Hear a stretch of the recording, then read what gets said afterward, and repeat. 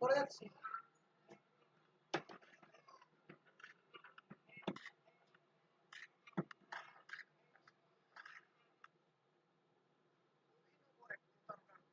দেশের সংস্কৃতি জগতের প্রায় 40 লন্ডনে অনুষ্ঠানের কথা বলে জুবাই নামে প্রতারক জব্দ করেছেন তাদের পাসপোর্ট এবং জাতীয় ভুক্তভোগী শিল্পীদের এই তালিকায় ফেরদৌস, পূর্ণিমা, আখিয়া আলমগীর, মনাসহ রয়েছেন আরও অনেকে। এরই মধ্যে এ বিষয়ে থানায় সাধারণ ডায়েরি করেছেন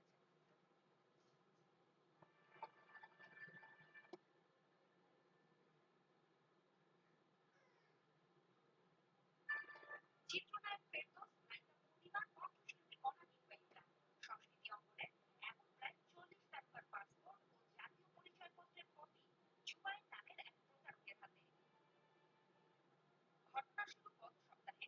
ওই ব্যক্তি প্রচার করে লন্ডনে বাংলাদেশ দূতাবাসের উদ্যোগে হবে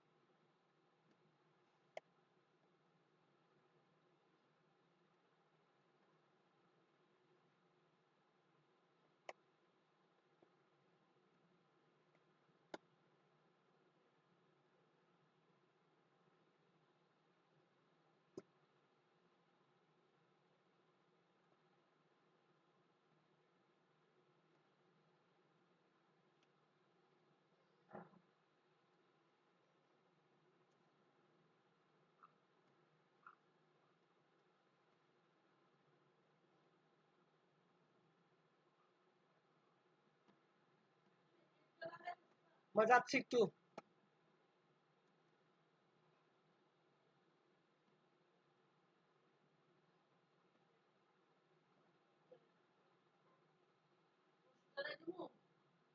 লাগবে না কোনার মধ্যে যে বস্ত্র বসে আমরা না ওই কোনায় ওই কোনায় ভালো লাগে ভালো লাগে মশা নিয়ে আমার কামড়ায়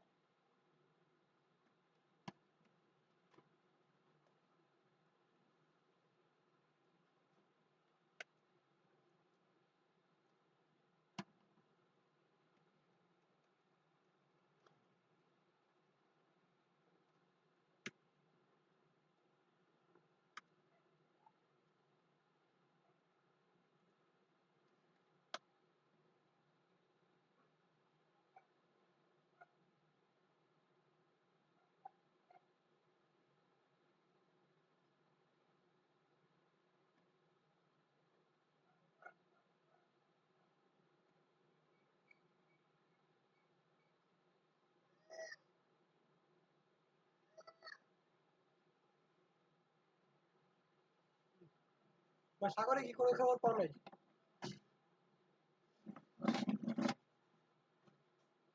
খবর কি পাওয়া যাবে নাকি পাওয়া যাবে না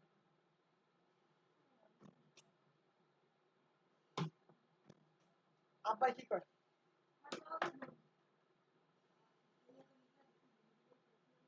হ্যাঁ কি কর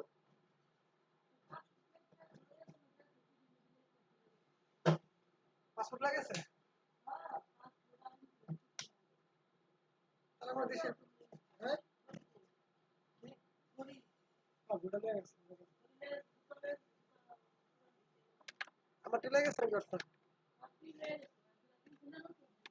আমাকে শুধু না জানি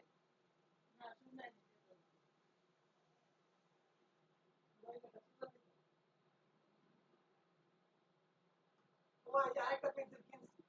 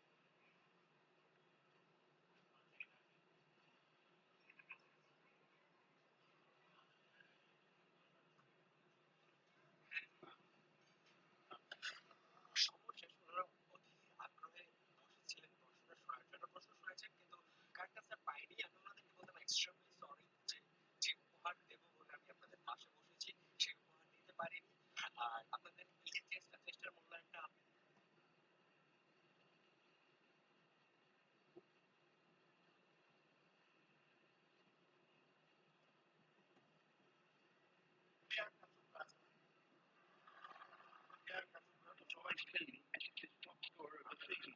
Now, where I would implore Essex to be very careful, both Rallington, Descartes and Ravi Bofara are only on a one-year contract as far as I am aware. For goodness sake, don't let another elder statesman go. Look at what those two did yesterday. Some people run Ravi down, and I know that he said to put a word out of place recently, and hence he was dropped for 2 games. And Rallington, Descartes earlier in the season was said to have had a bit of a bust-up. But elder statesmen will put a word out of place here or there, but those two players are worth their weight in gold for Essex, even at this late stage. Ravi's 39. Ravi's only 33, is one of the fittest around. If he isn't taking brilliant catches, he's taking wickets, he's scoring fast in front, he's a class act. Please keep him. Talking about one Aberdeen player who's come back into United just recently. Of course, Bruce Chopra was sent out early on after a run of very poor scores. But 67, now admittedly in a second 11 championship game against Kent. I just thought it might have been a case tonight for him coming in with Wesley at 3, putting Wheaton down to 7, possibly giving out Walton haven't had much involvement. The punt on Chopra might have been a possibility tonight. They haven't gone that way. They might have thought about it. No, I quite agree. Chopra was, as you said last night, in such brilliant form in the 50-over competition. Only played in 5 of the 8 games due to injury, but he scored 3 centuries. Of course, last year he got about 750s, didn't he, in the T20? He was the only Essex batsman to emerge with any real credit from this. Everybody in Nottinghamshire, I read classic quarter-final at the other end of between West Nottinghamshire and Delta.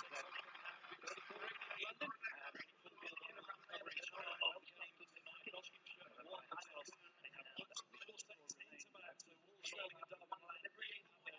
Won the toss and batted.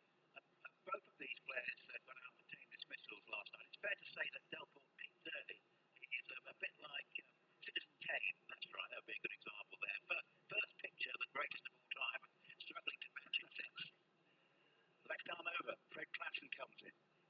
Bowls to Wesley, and Wesley flicked this one away. It'll be stopped on the square leg boundary, and they just get a single. Good bit of fielding, and Essex are underway.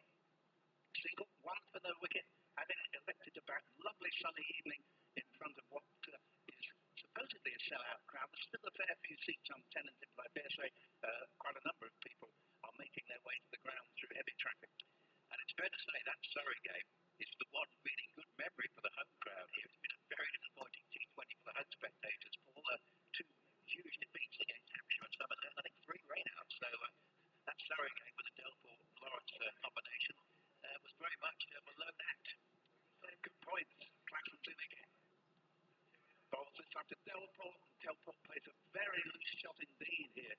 And he let the ball get under him there, and fortunately it wasn't cleaned out. It just missed the stumps vis-a-vis either the off stump or it just missed the top rail as well.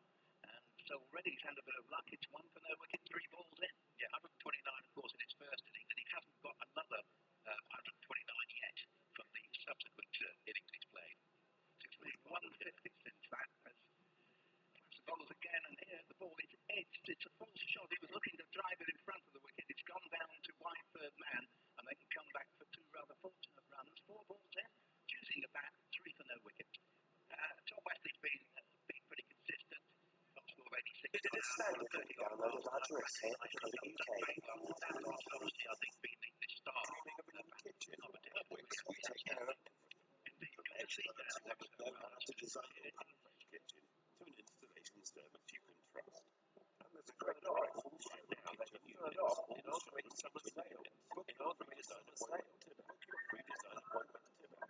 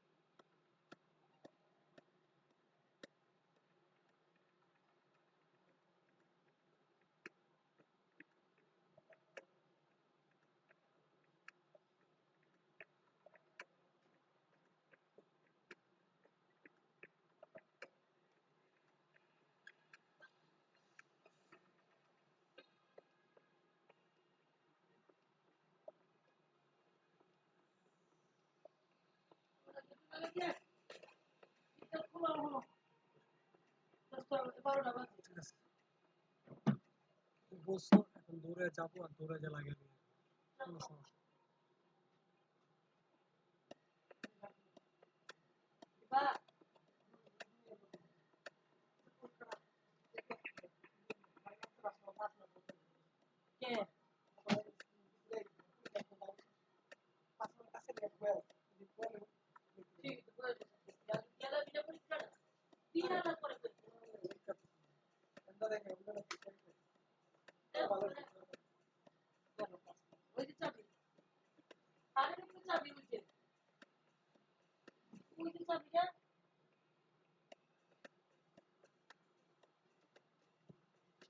আসবে কলম টলম এগুলো সব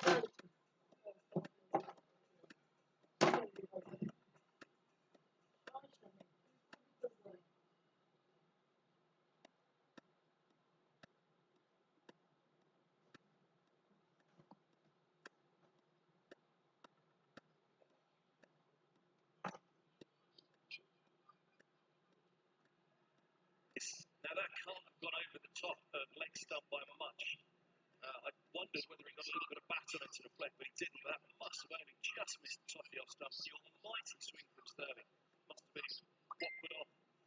Moores behind the stump, so Middlesex 11 without loss. At the end of the second over, and Sterling 6 remains. Milan yet to get off the mark. 4 deliveries. He will have strike, and it will be Wood to bowl a second over. Sometimes be a little bit risky that. We go back to the seam bowler for a second consecutive over.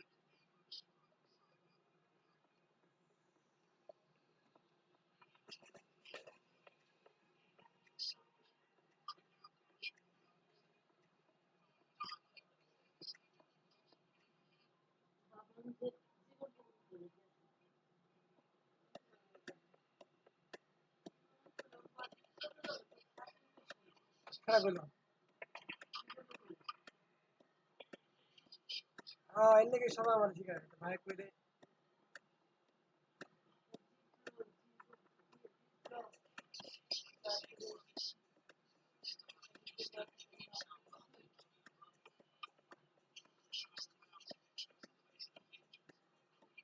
Pardon.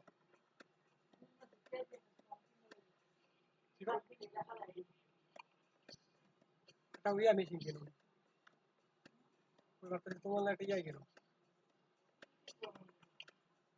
Kata wheelchair gelo. After কেমন আছে?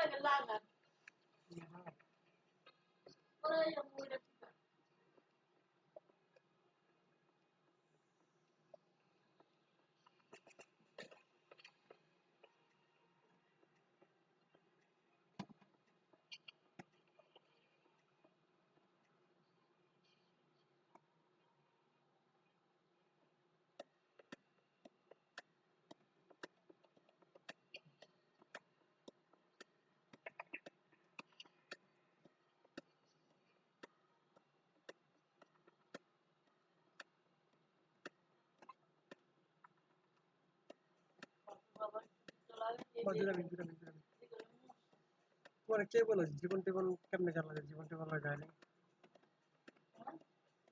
জীবন table কইছে তোমার যায় না এখন তারপরে মন্দির সব মিলে তো আজকে দেখো কেন জিজ্ঞেস আমি ওরা আবার কিছু করবো কিনা এই মতো ওরা বিপ্লব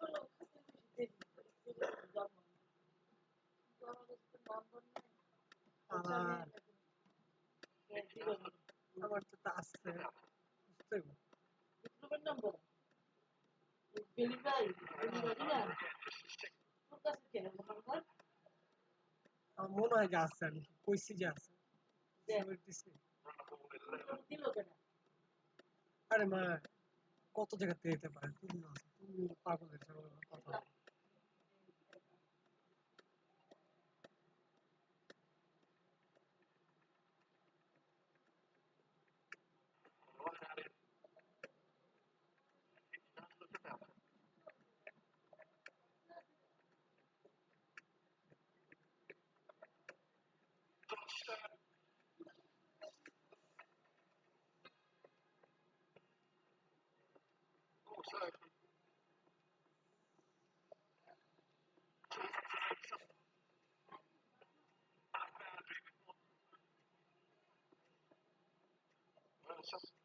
Longer part to the ground.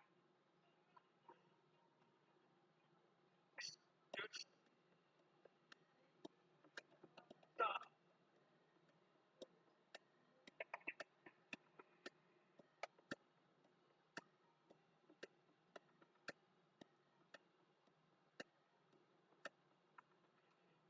Lots of it.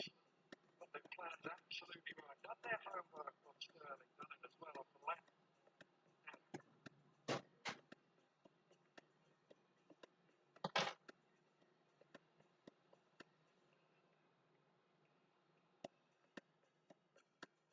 Strike is in. That is a long way out there. As on Sterling, not so there. Boom. The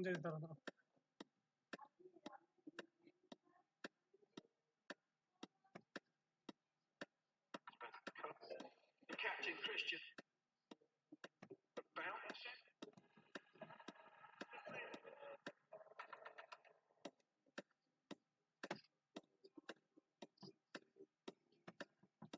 The first ball was bowled.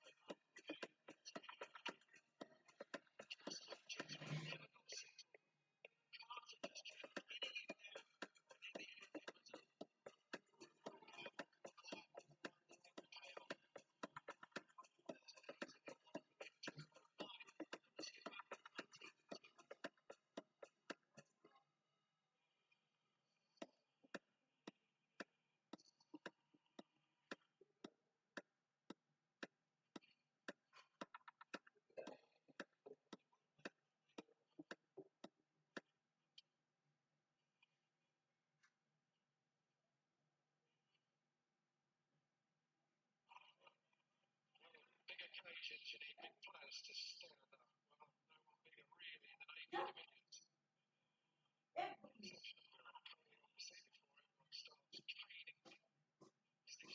Obviously before everyone starts caning me. Sticks me to right.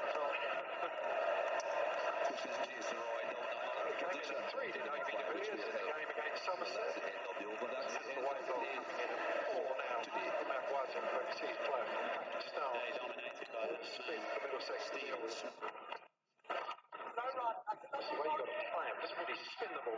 darts it into your pads as a right-hander.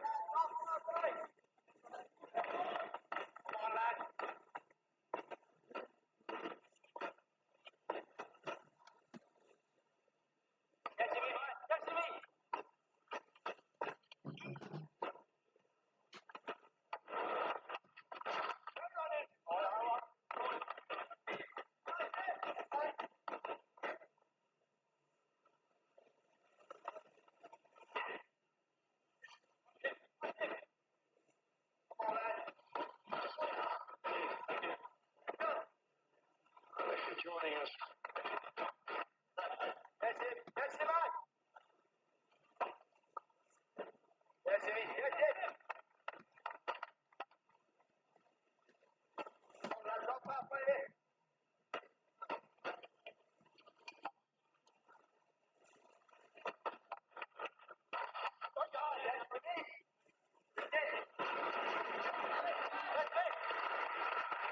Well, if you've been watching the test match and now you're joining us on the Vitality Blast, Middlesex in a bit of trouble. They've lost 2 wickets. It has not been easy on what looks a very good surface for batting. Milan and Sterling have gone already. Maybe de Villiers and Eskenazi at the crease. That's it.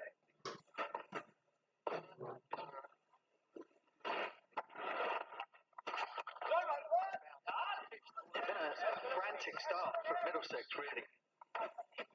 Surface where teammate Jack Leach, he survived. You could have just sort of stood there, got yourself in, got used to the pace and bounce on this pitch. The ball hasn't moved sideways at all.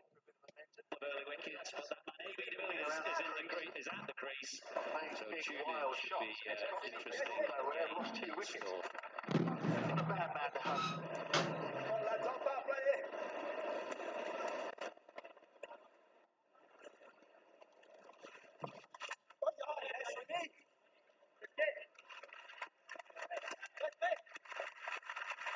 You've been watching the test match and now you're joining us on the Vitality Blast. Middlesex in a bit of trouble. They've lost 2 wickets. It has not been easy on what looks a very good surface for batting. Milan and Sterling have gone already. Maybe de Villiers and Eskenazi at the crease. Yes, sir.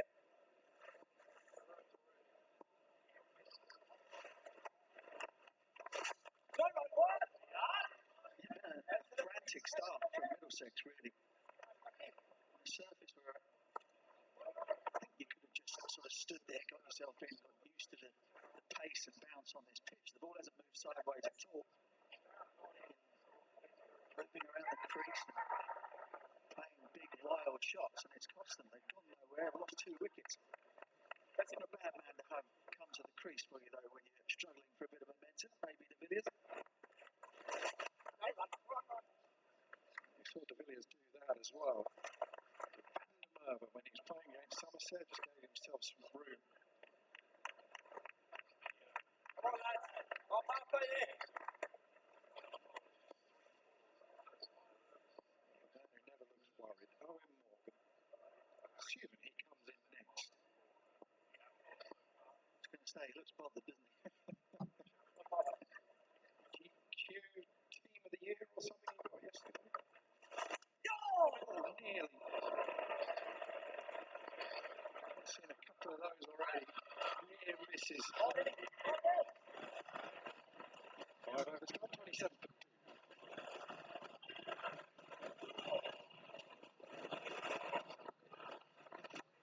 Well, this was a wicket of Sterling. You just saw the pressure tell. Down there, the ropes is pushed out, not in, as it so often is here at Trent. The same one. Wild swing. One more over left in the bell.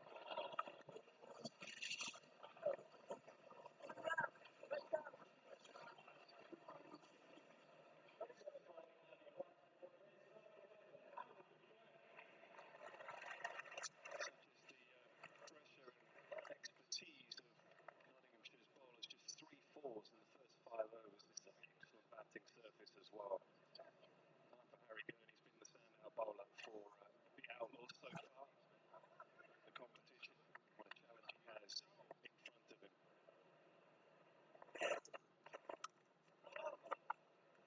Desperately wants to. AB de Villiers is so quick.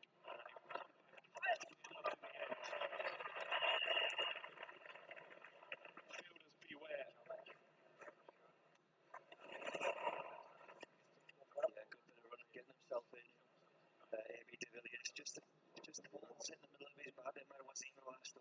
lining on, just looks as though it's in the middle of that MRI batter of De Villiers. Is he going to be on one today? I really hope so with this crowd here to watch him.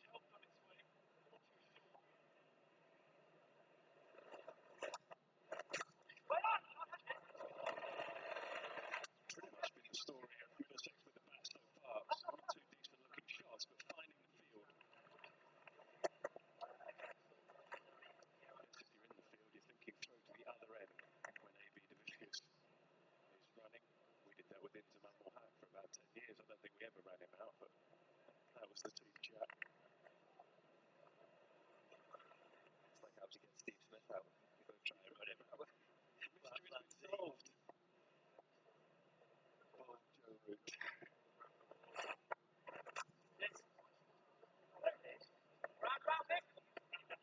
Well, you'd have bowled over the years to A.B. de Villiers. What was that like? Yeah, challenge, that's for sure. I think whenever I get asked that question against some world class performers, I always say just pitch it on the stumps and try and nip it back. You know, that's the old nip backer. It's probably the best ball you can bowl. It's always the tough one as a batter to take. Welcome boundary, welcome relief. Just helped on its way. A little too short. Yeah, a little shuffle down the pitch by Eskenazi. Probably the wrong length there by Gurney. I'm not sure if it was slightly slower ball, but going towards that boundary, that new stand there, which they often protect so well whenever you come here at that front bridge.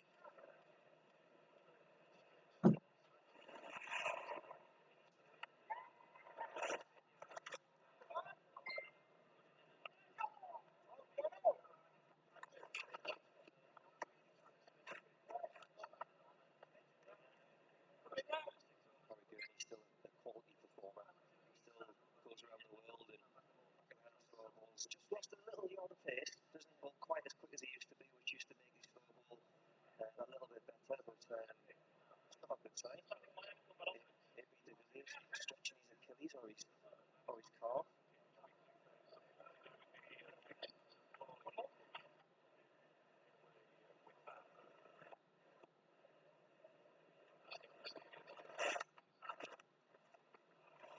Just picked up legs so quick, just dispatched leg side. So an expensive start for Arron, 14 from his first, 41 and 2. And we're through the first power play.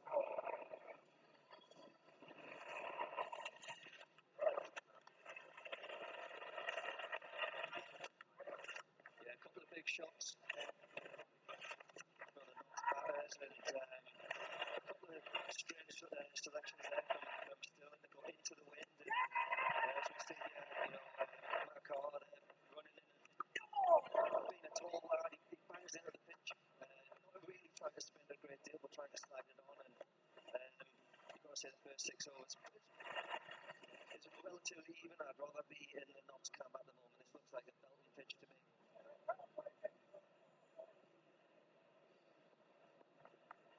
Second lowest power play, first 6 overs for Middlesex in the blast this year. So that is nothing to do with the pitch. We think that is all to do with the excellence of the bowling. Might get away with that though. I just think that Stevie Eskenazi finishes his career. His kids or his grandkids. How good a player were you? Well, I batted ahead of A.B. de Villiers. He batted 4, I batted 3.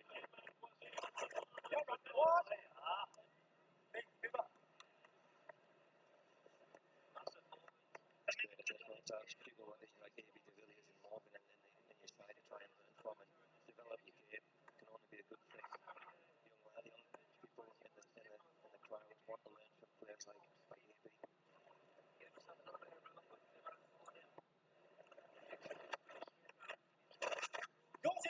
Yeah, boy!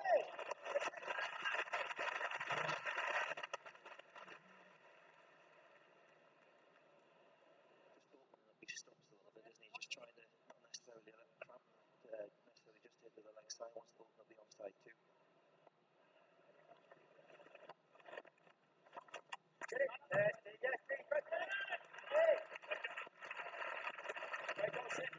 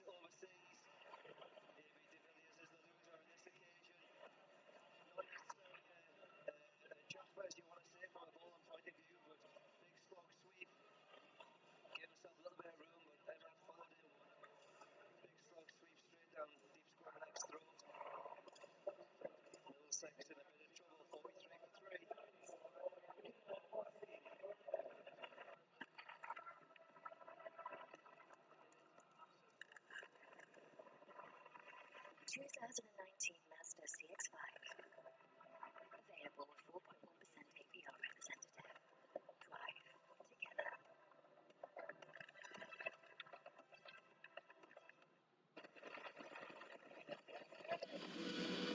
Well, the biggest cheer of the night, and that's saying something here at Trent Bridge with a big quarter-final. England's one-day captain walks to the crease to a huge roar. That is very fitting for all that he's achieved in the past few months, but his mind now is focused on getting his team back in this game. 43 for 3.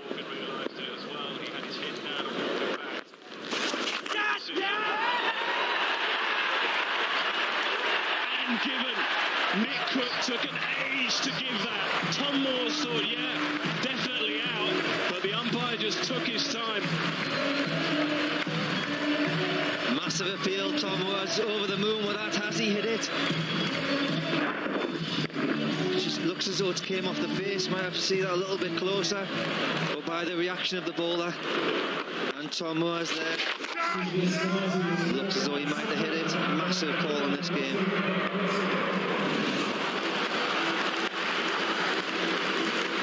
Yeah, Eskenazi goes for 13 from 11. Real trouble now. 43 for 4.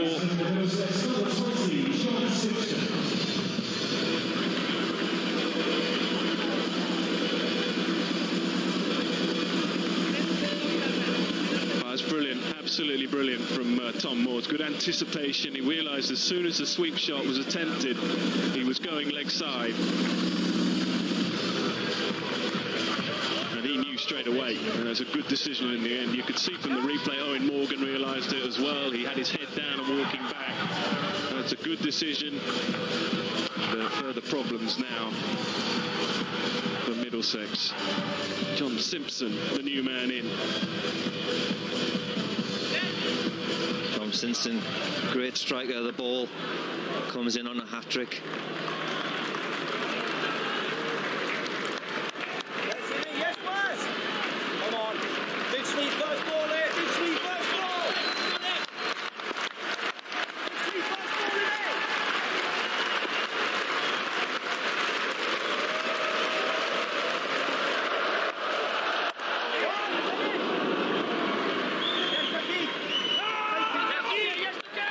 The last thing they need is a run out right now.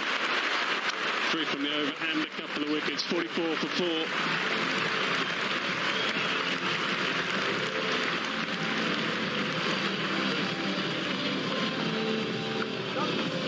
Well, these two now have got to, with Morgan and Simpson, are going to have to soak up a bit of pressure now, knock it around a little bit, try and get ones and twos. The old cliche of knocking it around a little bit, but yeah, made them under some pressure now. 44 for 4.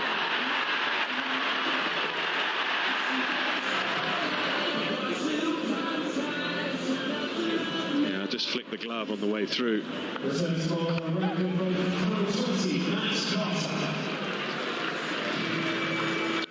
Carter back into attack. 2 for 3 from 2.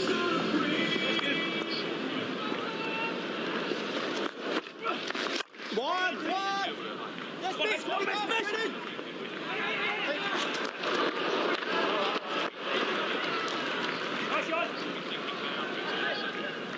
Walking past this pitch as I was coming towards the pod, looked an absolute belter. You would never thought, 46 for 4. Just never thought this was on the cards. You were never so happy, were you? Coming around here saying, happy I'm not playing today, happy I'm with you lot. No, run it. All right. Nicely worked through the offside there, long off. But it's funny because you walk past and you speak to some of the Notts bowlers, think, they've got Morgan, they've got Hales, they've got fantastic, they've got Sterling, big hitters. I was just saying, look, if you get them 4 down, you've got a great opportunity to get in this game. That's good, Matt. That's good. Get Morgan, they're right in this game now, aren't they?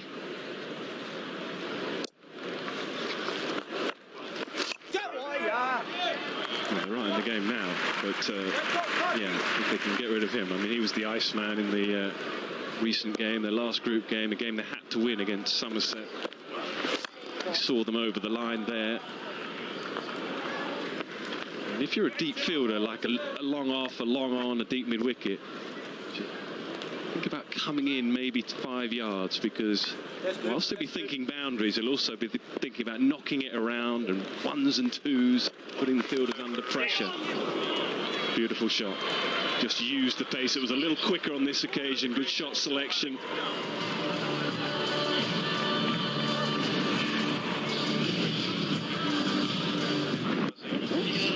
Massively underrated cricketer, John Simpson. Really good ball striker in all forms of the game, especially T20. Hits the ball a long way. He's got a lot of hard work to do now.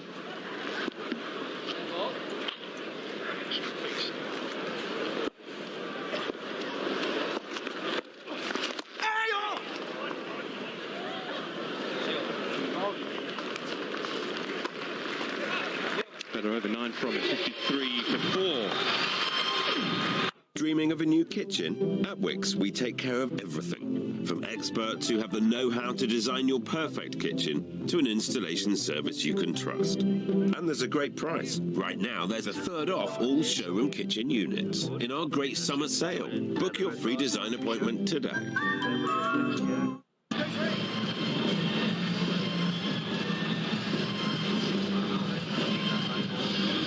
8 over gets them up to nearly 150. They'll probably take that from this position. But with Morgan at the crease and still batting to come, don't ride them off quite yet. Dan Christian is making another move. So Imad Wasim, who's bowled so well, is out of the attack. And Luke Wood, who also bowls so well, is in. That may have something to do with the fact that Owen Morgan in particular is so good against the left arm spin. You've got the extra pace now of Luke Wood.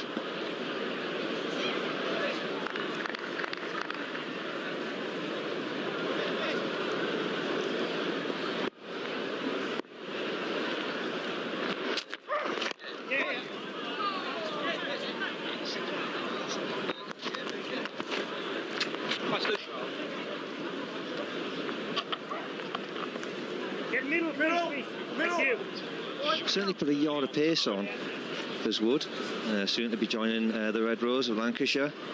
Be playing with him next year.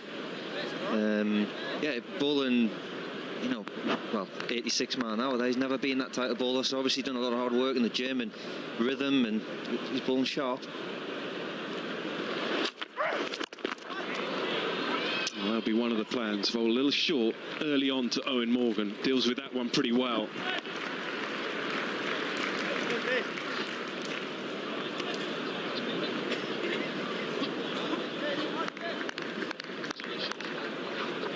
Bowled many bad balls, have they? Not being right on it. That Clarke has bowled into the pitch, bowled no width. Some of the shots that Luke Wood's been hit, or the batsman's created a little bit of room himself. In the air, but safe. In the air, but just safe. Wide of extra cover and timed beautifully. Just a little bit of luck.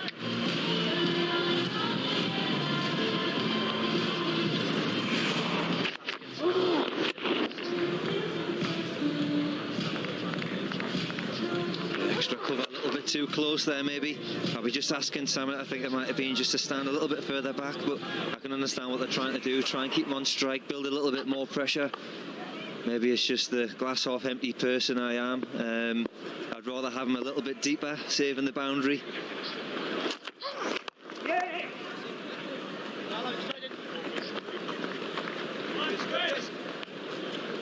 I always thought you were an optimist, mate. Eh? You don't know me. Obviously. What I do know is I felt sorry for you when I retired, because I reckon you had 3 or 4 wickets every year in the bag. LBW, caught behind, something like that. I'll calm it off. I've got one a couple of times.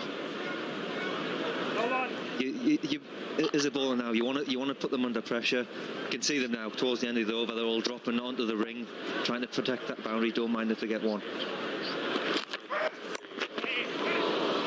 Nicely played, but man, Harry Gurney is very fine. That's because of the extra pace. Third man of fine leg. With the quicker bowlers always go a little finer.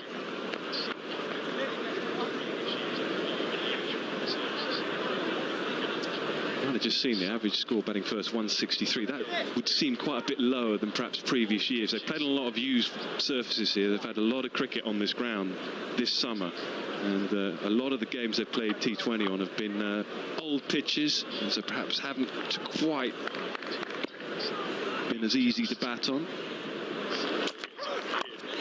This, though, is a fresh pitch.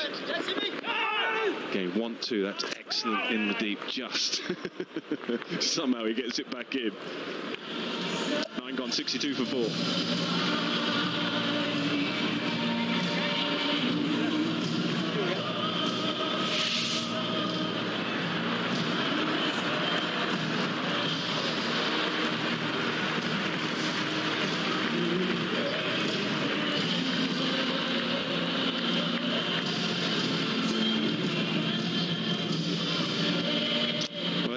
Top order. It's faltered tonight.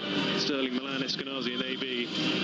Owen Morgan now in with Simpson, and that's a very impressive bowling lineup. That'll need to be at its best tonight at the moment. Roland Jones, Helm, Salter, Finn and Mujibur Rahman, who's back in the side today.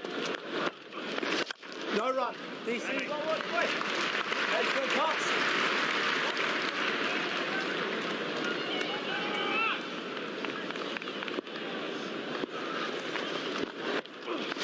What? Yeah, Ducky, go moving, Benny. Go moving, Ben. Ducky. All the wickets so far to the spinners, 2 to that man there and 2 to Imad Wazim, and that tells you they bowled a good length. They've been very disciplined, been pretty straight, targeting the stumps. There's been no short balls or half volleys really, or not too many. They've been building pressure and they've been rewarded.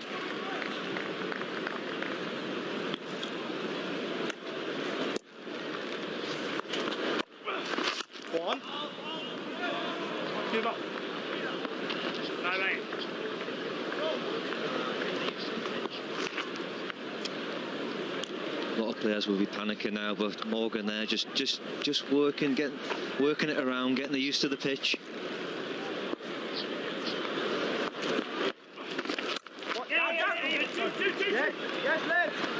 It's 2.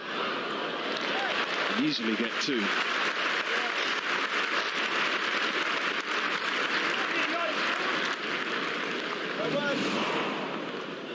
Nice lips.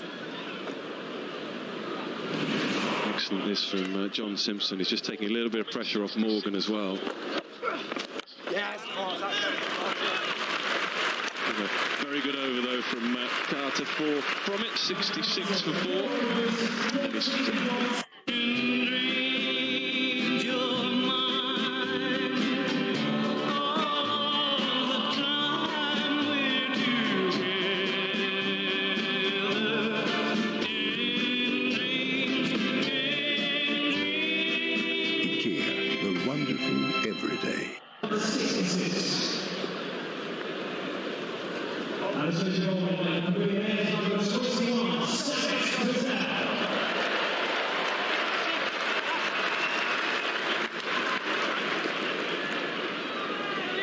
good time for Samit Patel to be coming into the attack for the first time. Middlesex 66 for 4 at the halfway point. It's not going according to the script, Nick Knight. And it's not the pitcher's fault, is it? We don't think so. We think it's a belter. You just have to give so much credit to the bowling side. All of them, spinners, and Luke Wood as well.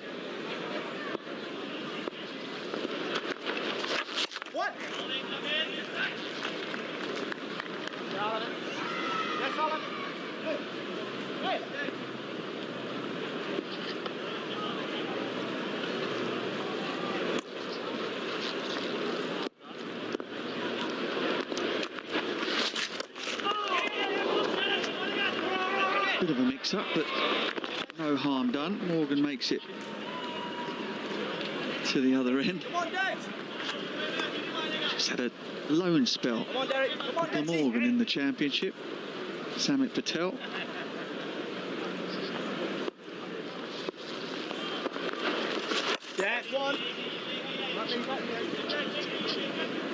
Was the loan system brought in for players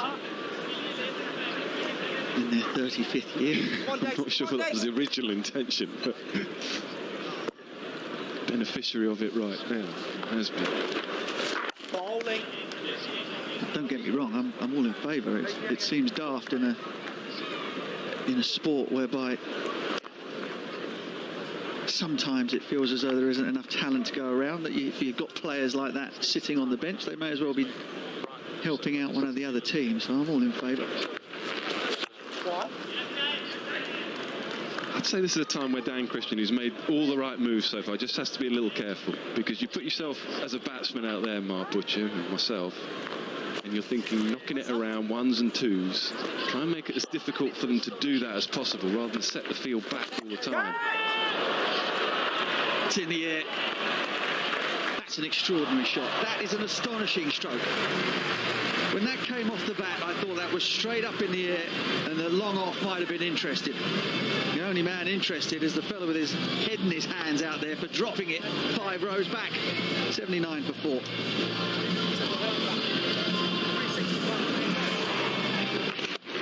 Yeah, it didn't look like it hit the middle of the bat, but I think even he just thought for a moment, dropped in the crowd, come on.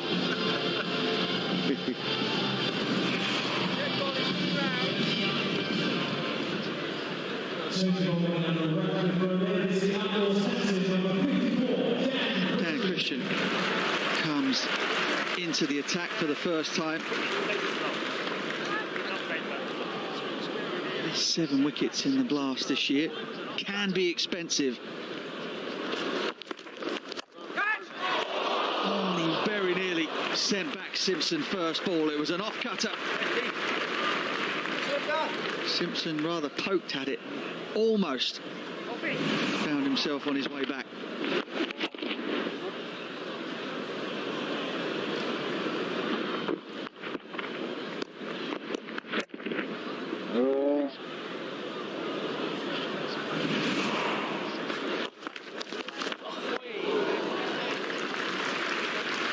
Off again from Christian. I suppose going back to your point about setting the field back and allowing Morgan in particular to get in is because Owen Morgan over the course of 5 overs can take the game away from you, even though Nottinghamshire are in such a terrific position at the moment. Just feel that you want to get this guy out, get rid of him. Yeah, absolutely. What can you do with your field and your bowlers to put him under the most pressure? Because what he wants to do is knock it around and then the odd 4 and the odd 6.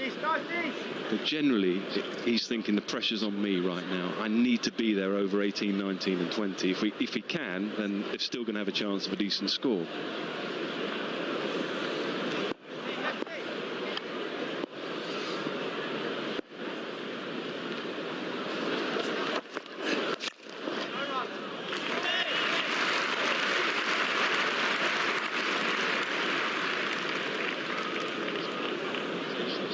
I believe he's done well is constantly rotate his bowlers. He hasn't let, even though all his bowlers have bowled well, the temptation is to keep them on, but he's mixed and matched.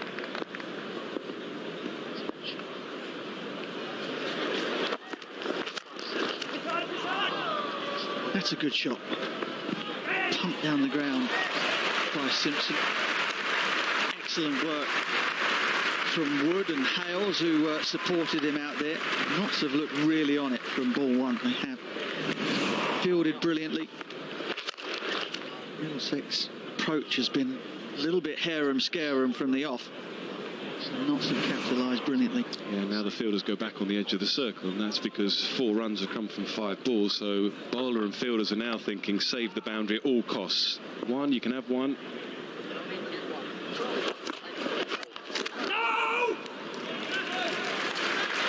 Don't even get 1. 12 gone. 83 for 4. Your Majesties, welcome to Downton Abbey. A royal luncheon, a parade, and a dinner. Mr. Mosley? Are you excited? I am a bit. Are you? Would it be common to admit it? Not to an American. Downton Abbey in cinemas September 13th.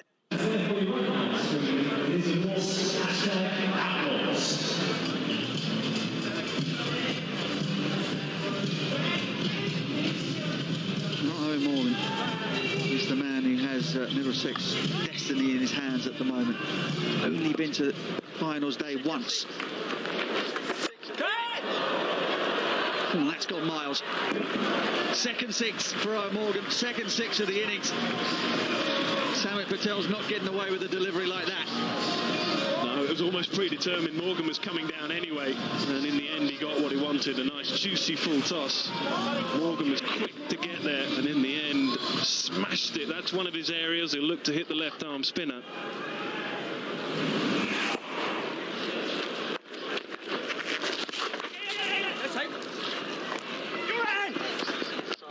Interesting stat now. Statistician Richard Isaacs has told me Middlesex have been the 6th side in the blast this year. Come on, Datey. Come on, Datey. Yeah, with 86. You say that again. The 60th. Oh, okay.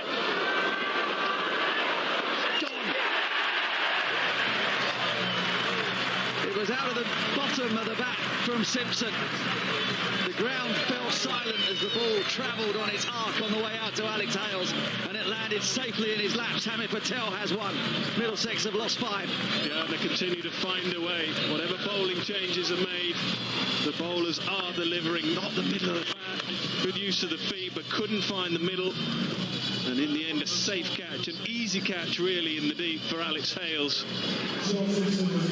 So further problems for Middlesex. Don Simpson goes for 25 from 21, 90 for 5.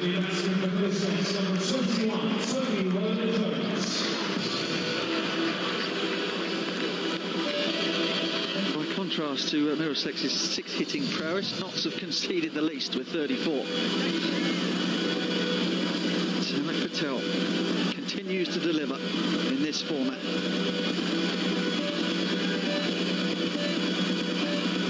Toby Rowland-Jones out to the middle to join his skipper. He's no mug with the bat. He's going to have to provide some support to Owen Morgan. Morgan's job has been made that much more difficult by the loss of Simpson. Here he comes, coach. Middle, please. Middle. Okay. No. Hurry on, one.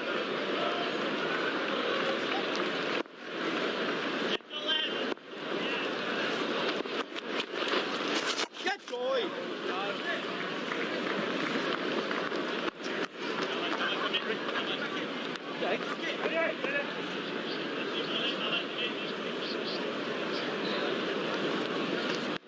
The odd thing is, we've seen some used pitch, some slow decks here at Trent Bridge and other places around the country. This has been blameless, really. See strokes like that, you can just lean on it, knock it into a gap, pick up a single. Pitch has been good. Notts have been better. 93 for 5. I mean, in this format, we're all very quick to pick up on excellence with the bat, 4s and 6s. Man of the match, batsman. Actually, sometimes you just have to say well bowled, and I think that's what they've done here. Sometimes you just have to say they've been absolutely brilliant with the ball so far.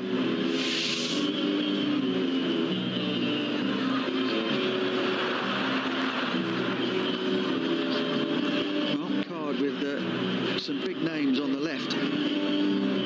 But a real mess in terms of the numbers on the right. Magazine was on a hat-trick. Matt Carter with a couple of wickets. Got through his 4 very cheaply. And now all eyes on Owen Morgan. Nottinghamshire's death bowling. Wide that beat fight.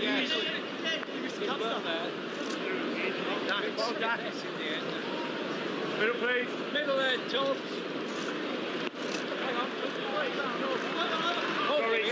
Sorry.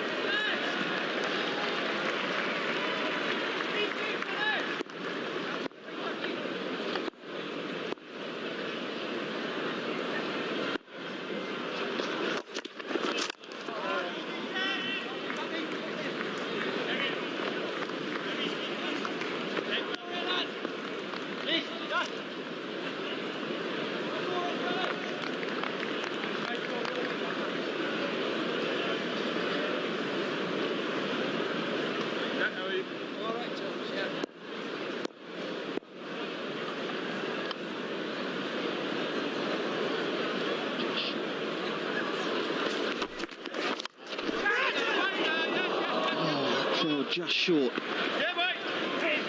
The fielder at short third man, I think it's Carter.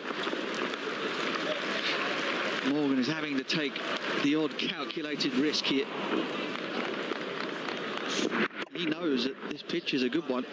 And that 140, 150 probably won't be enough. So even though Middlesex are 5 down, he's still got to try and keep scoring at a decent lick.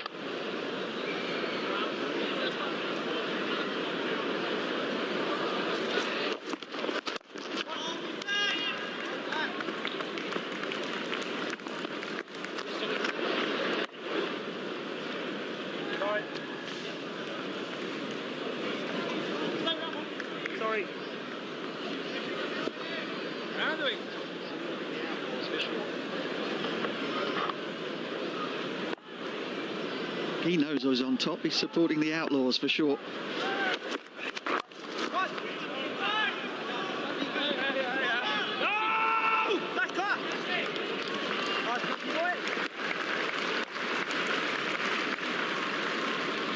Chris Nash in for his first blast game of the year. On the side for Joe Clarke. Last time I saw him in T20, he dislocated his shoulder here, didn't he, in the opening game against Worcester last year. Nicely played by Morgan. He finds the gap behind square on the offside, picks up a boundary. 10 runs from the 14th is 103 for 5. What the hell is this place?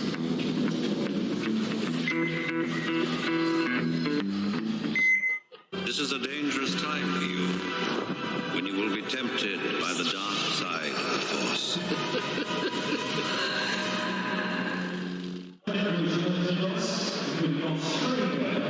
Big conflab between Christian and overseas player Imad Wasim and senior player Samit Patel. Spinners have picked up all 5 wickets so far in this innings. Not by virtue of the ball turning either.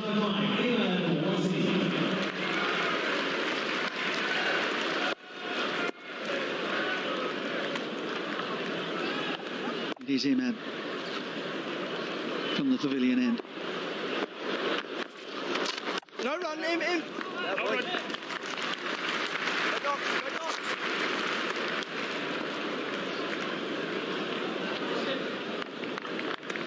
Where's Jimmy?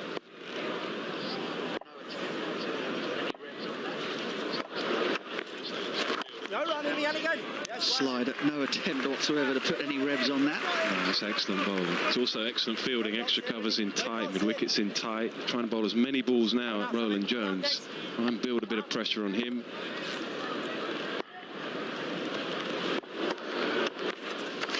Down. Yeah, another dot in. Yes, in. Running shot here, in. Running shot. Run out, Samit.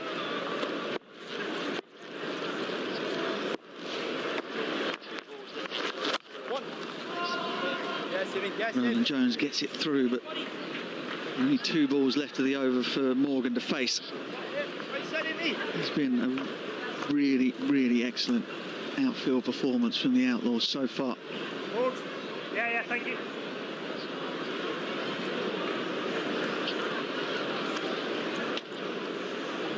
Clear skies here at Trent Bridge. It's very, very chilly indeed now.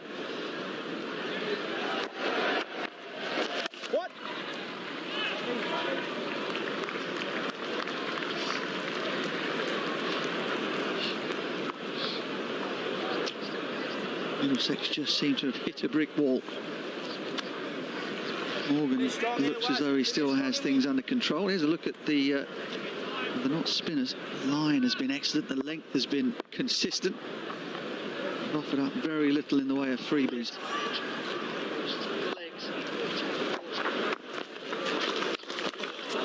A little inside edge goes through the legs of Tom Moores and ruins what has been a perfectly good over from Imad Wasim. 5 to go. It's 109 for 5.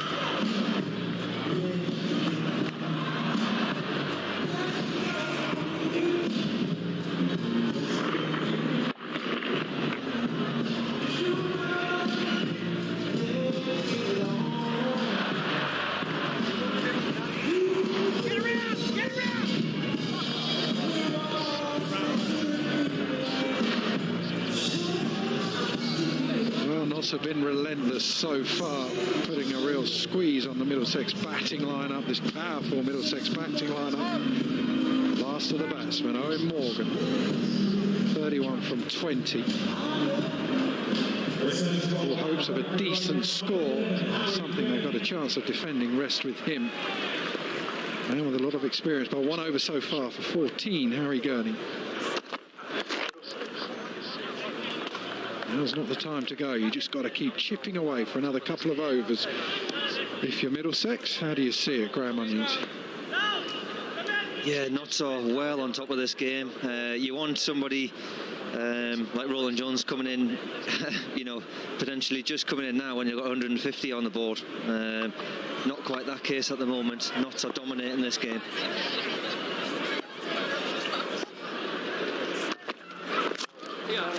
Slow ball, bottom of the bat, but it's straight enough. Hales doing the fielding.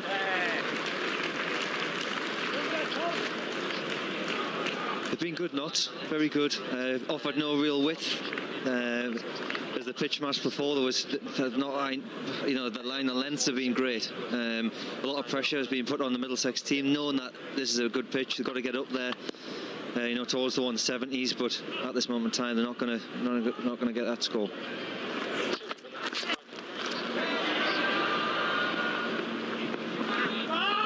Roland Jones wants to come back for 2, but then decides against it. Right decision. Middlesex have to start looking at the last game that Notts played against Durham. Durham got 170 odd, Notts were bowled out for 127. Just got to keep readjusting. The problem is you see the pitch, you think it's a belter. At the moment, pace off has worked, spin has worked. That's gone high. I don't think it's got anywhere near long enough to get even to long on. Back of the hand, slow ball at 76 miles per hour is a good one. Yeah, the beauty of the back of the hand slow ball is obviously it's left on round the wicket, or sorry, over the wicket. It just gets that dip. Almost you see it as a batsman going up, but it just dips on you a little bit, and it's very tough for a number 7 batsman to come in. Excellent York, a little bit of tail as well, away from the right-hander.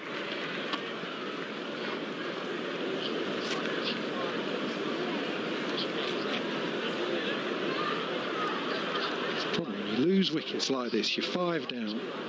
It just means that period where you're really going to 5th gear, you just have to delay it. Maybe the last 3 overs, last 2 overs even.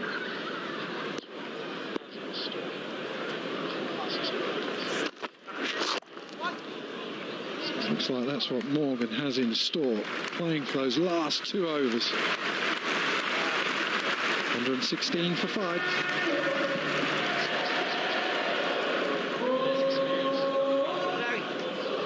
Probably for the last 4 or 5 overs now, Middlesex, and especially Owen Morgan, with his experience, has probably been thinking, right, what is a good score? What can I get this Middlesex team up to try and just give us a sniff, give us a chance? This is a quarter-final.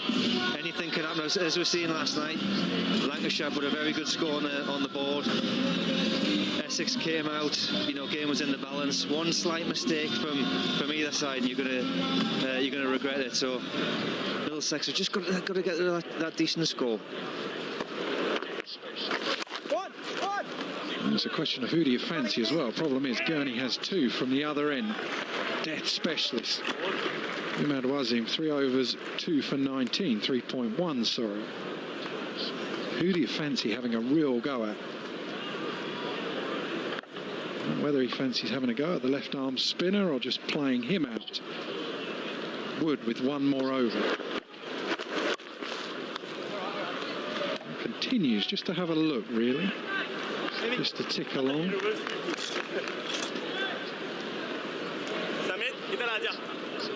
As we see there, we've got Wood. Wood's got 1 left. Carter's bowled out. I think they'll wait after this over, and then they're going to have to reassess. They're going to have to. One of these guys are going to have to go.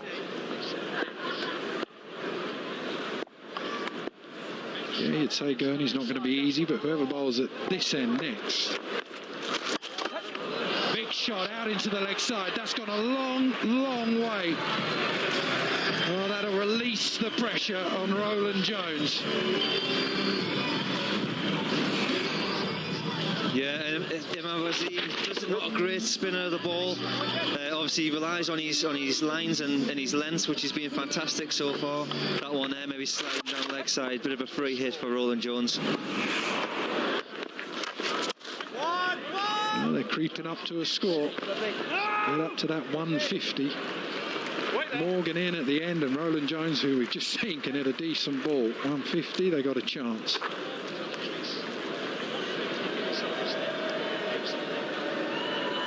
Yeah, while Morgan's at the crease, 150. Give yourself a sniff. Give something that the bowlers can bowl at. One. Yes, Barry. Yes, Barry. Barry again. Yeah, good running. As soon as he hit it, he shouted 2. This is proving a good over, an expensive one for Wazim.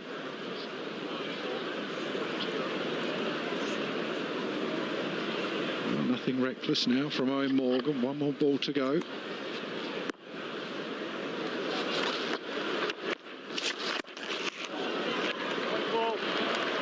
Make that one more ball to go.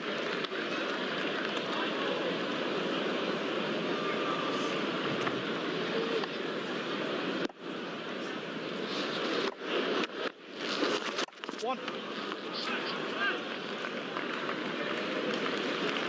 Better over for Middlesex, 130 for 5. England take on Italy in the final Quilter International before the Rugby World Cup commences. Live on Sky Sports Action. Can Ferrari make it back-to-back victories on home soil? Formula One Heineken Italian Grand Prix. Sky Sports. Feel it all.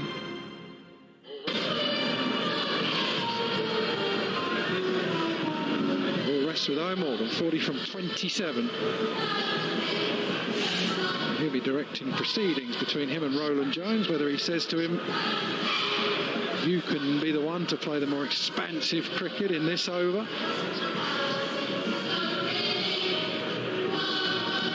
Would you go this over, Kesey? I'm not sure if Morgan will. Let's have a look. Bottom of the bat again. I think Roland Jones can have a swipe. I think those last 2 overs, whoever bowls, who is he going to bowl? Dan Christian from the other end. Gurney, you've got him locked off. His job is to do exactly this. Close out the innings. Problem for Christian is, who does he bowl at the other end? And is that the time for Morgan? Does he want to be in for whoever it is bowling that end? Just with this long boundary on the leg sides, whether or not you just go into the pitch with slow balls, you know, that back of the hand slow ball.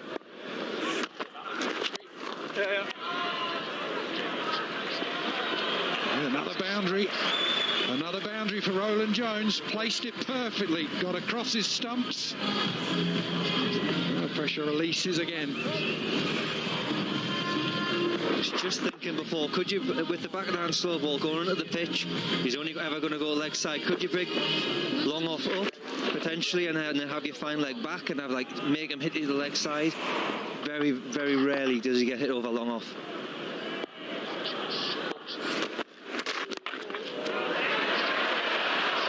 Short. There was no pace to work with whatsoever. 63 miles per hour. For the ramp shot, you need a little bit of pace. Good partnership, 46 so far.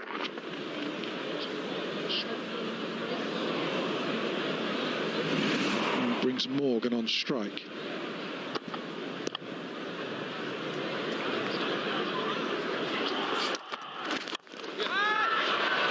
Has he got enough of it? All dropped. Alex Hales down a long off. Got a good piece of that. For a moment I thought it was going miles into the stand. Just seemed to hold up a little bit there. Alex Hales will be absolutely fuming with himself there. Was inside the rope.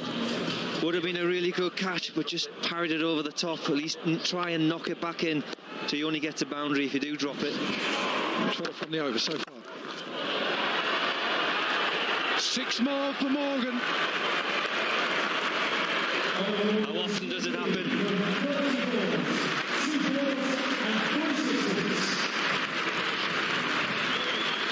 Hello, Morgan. What a knock this has been under pressure.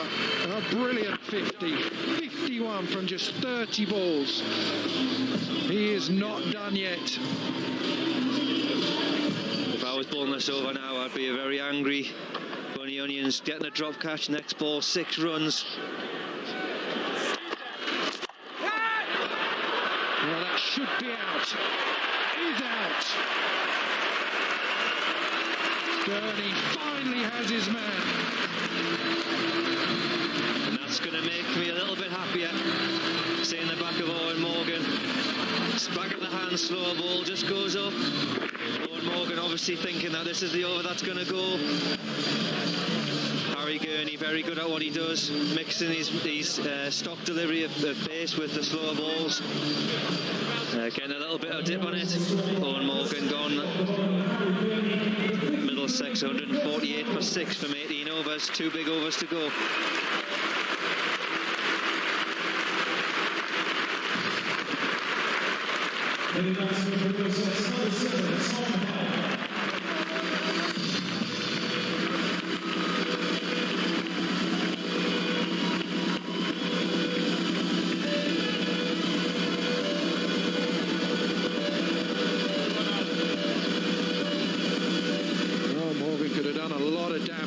Beautifully for his 53. Oh, who was Dan Christian going to bowl? Not himself, not Samit Patel. He goes to Luke Wood, who has 1 over left. 3 overs, 0 for 20. Tom Helm at the crease.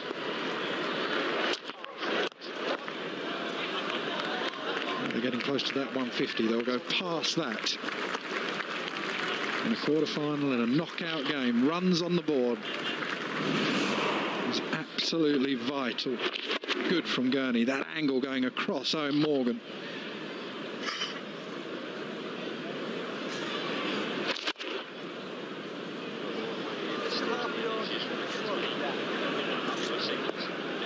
From a bowling point of view, this stage of the innings, you just want to get as many. Well, happy with singles. You know, bowl your best ball, bowl your Yorker, bowl your slow ball.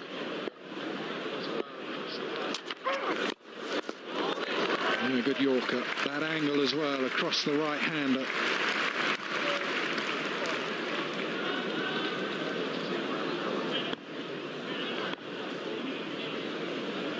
At 82 mile an hour. Right in the block hole. Slightly risky, but obviously with 3rd man up. But I suppose that's what you have to do in T20. Roland Jones on strike. Yeah.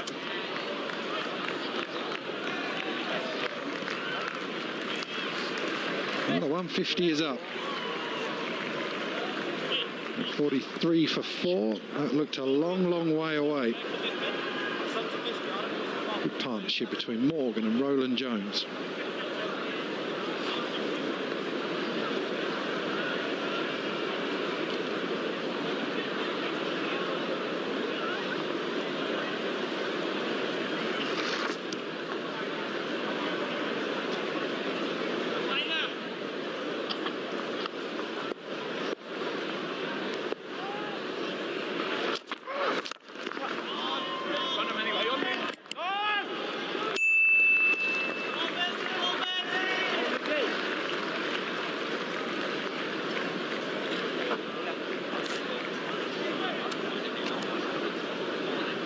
Third man and fine leg up. From a batting point of view, what are they thinking? From a bowler's point of view, you just got to bowl your Yorkers. Look at his toes. You want them to hit more leg side. Don't want anything going through third man and backward point there. Make him hit towards long on.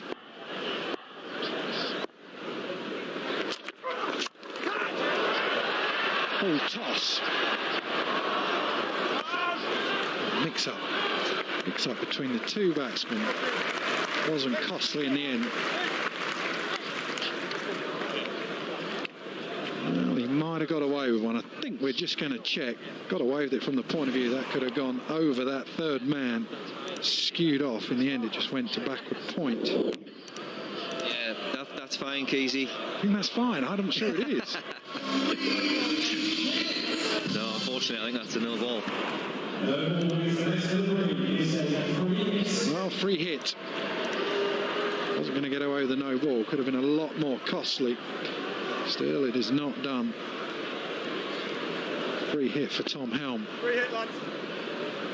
Different batsman, change field.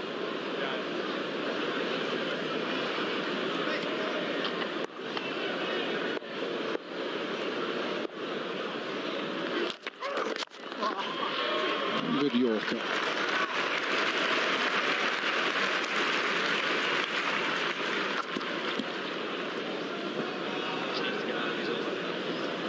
Yeah, no damage there from that no ball.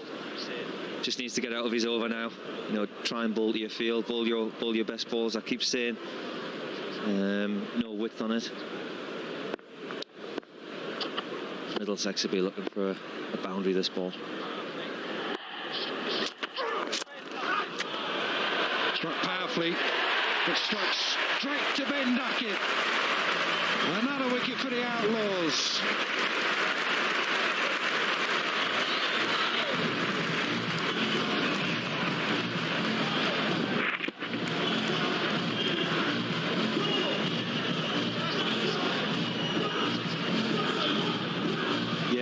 Context of this Middlesex innings there, that was a pretty good knock there by Roland Jones. Very good cricketer. 26 off 19, just gave Middlesex a chance, and I think Luke Wood there was just saying 155 for 7 off 19.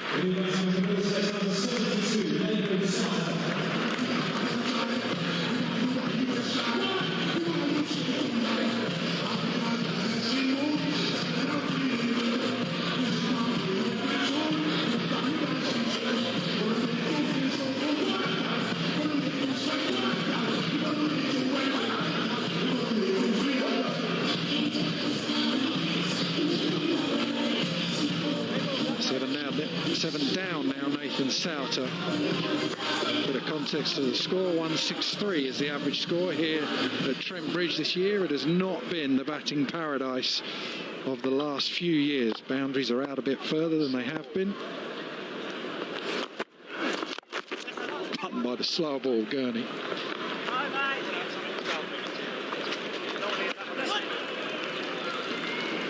Speaking from a tail ender's point of view here, lower order all-rounder, is you know you're sitting back in the crease and you're thinking slow ball, slow ball, slow ball.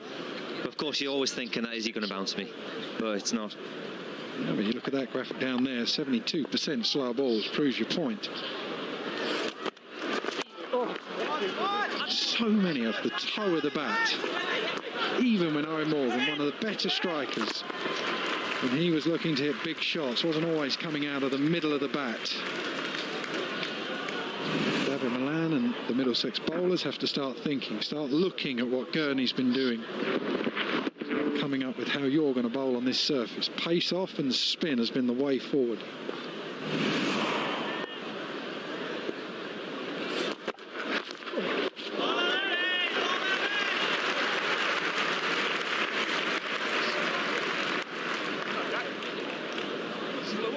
Although it's not necessarily quick, 80 mile an hour, 81 mile an hour, it's just being able to disguise that slow ball so well. And of course, as a tail ender coming in trying to score, it's not easy. Very well bowled from Harry Gurney.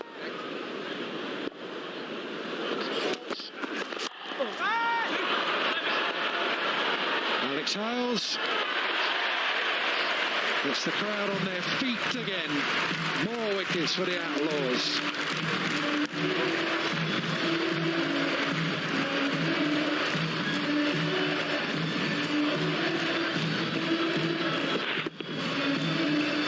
Yeah, from a tail ender's point of view, coming in trying to hit boundaries now, big boundaries as well, against a very, very good Harry Gurney. Done it for many years now. Back of the hand, slow ball again, ended up being 10-15 yards short of that big boundary. It was just that period when Owen Morgan and Roland Jones were going. Looked like they might sneak up to 170. The last couple of overs have been excellent from the Notts Outlaws.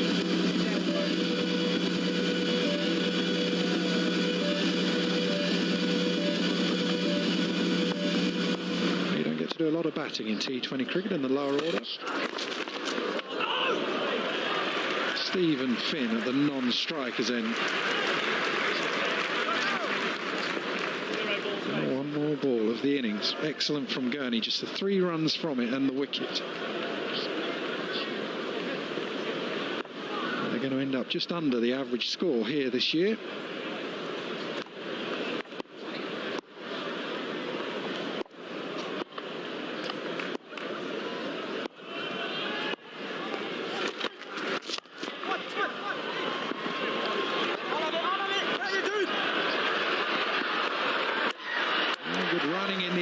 Southturn, he just runs off to get ready for his bowling. Oh, that has been a struggle for Middlesex. They never got going. Only when Owen Morgan, the England captain, did they look like they were going to get anywhere near a half-decent score. Alex Hales, Chris Nash, Ben Duckett will run off to get ready for batting. They will be happy with their work. Dan Christian won the toss and said, we will have a bowl. If you had offered him 160, he would have taken it with both hands. Still, they're going to have to bat better than they did in the last game here, where they got skittled out for 127. So far, the bowlers, the fielders have done their job.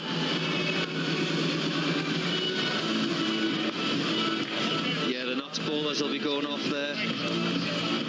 Thinking over to you, batters. Go out there and win this game in the first 6 overs. Outstanding, really, from Imad Wasim. He was brilliant today. Actually went for a 6 and a couple of inside edges that went for 4 as well. Otherwise, he would have had even better figures. The main batting cord there, Avi de Villiers, just couldn't quite get it going, getting caught deep square leg. Owen Morgan with 53 off 31. They've given Middlesex they've given him a sniff, given him a chance. It's a fighting score where Milan, the captain, will just have to say we have to be at our very, very best with the ball. That is exactly what the Notts Outlaws were. Certainly their spinners would. Excellent start he gave them. 4 overs, 1 for 27. Carter, the standout, 4 overs, 2 for 16. Bowled in the power play. Never gave the Middlesex batsman anything to hit. Dan Christian marshalled the bowl as well.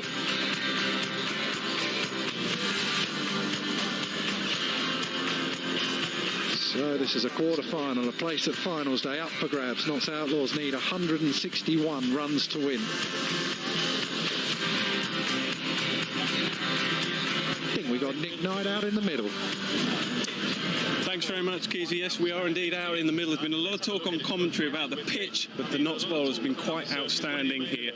Let's have a look at it, Butch. Butch is with me. I mean, there's a lot of talk about the surface. What have you made of it? Well, exactly the same as I made of it before a ball was bowled, to be perfectly honest with you. It's held together beautifully. There's a nice little covering of grass on it. You know, you rub the hand over it. It's not overly dry. It's not overly coarse. I just think that the Nottinghamshire bowlers bowled magnificently well. They kept a very, very tight leash in terms of width. Bowled over off stump, over middle stump, and they also found a great length.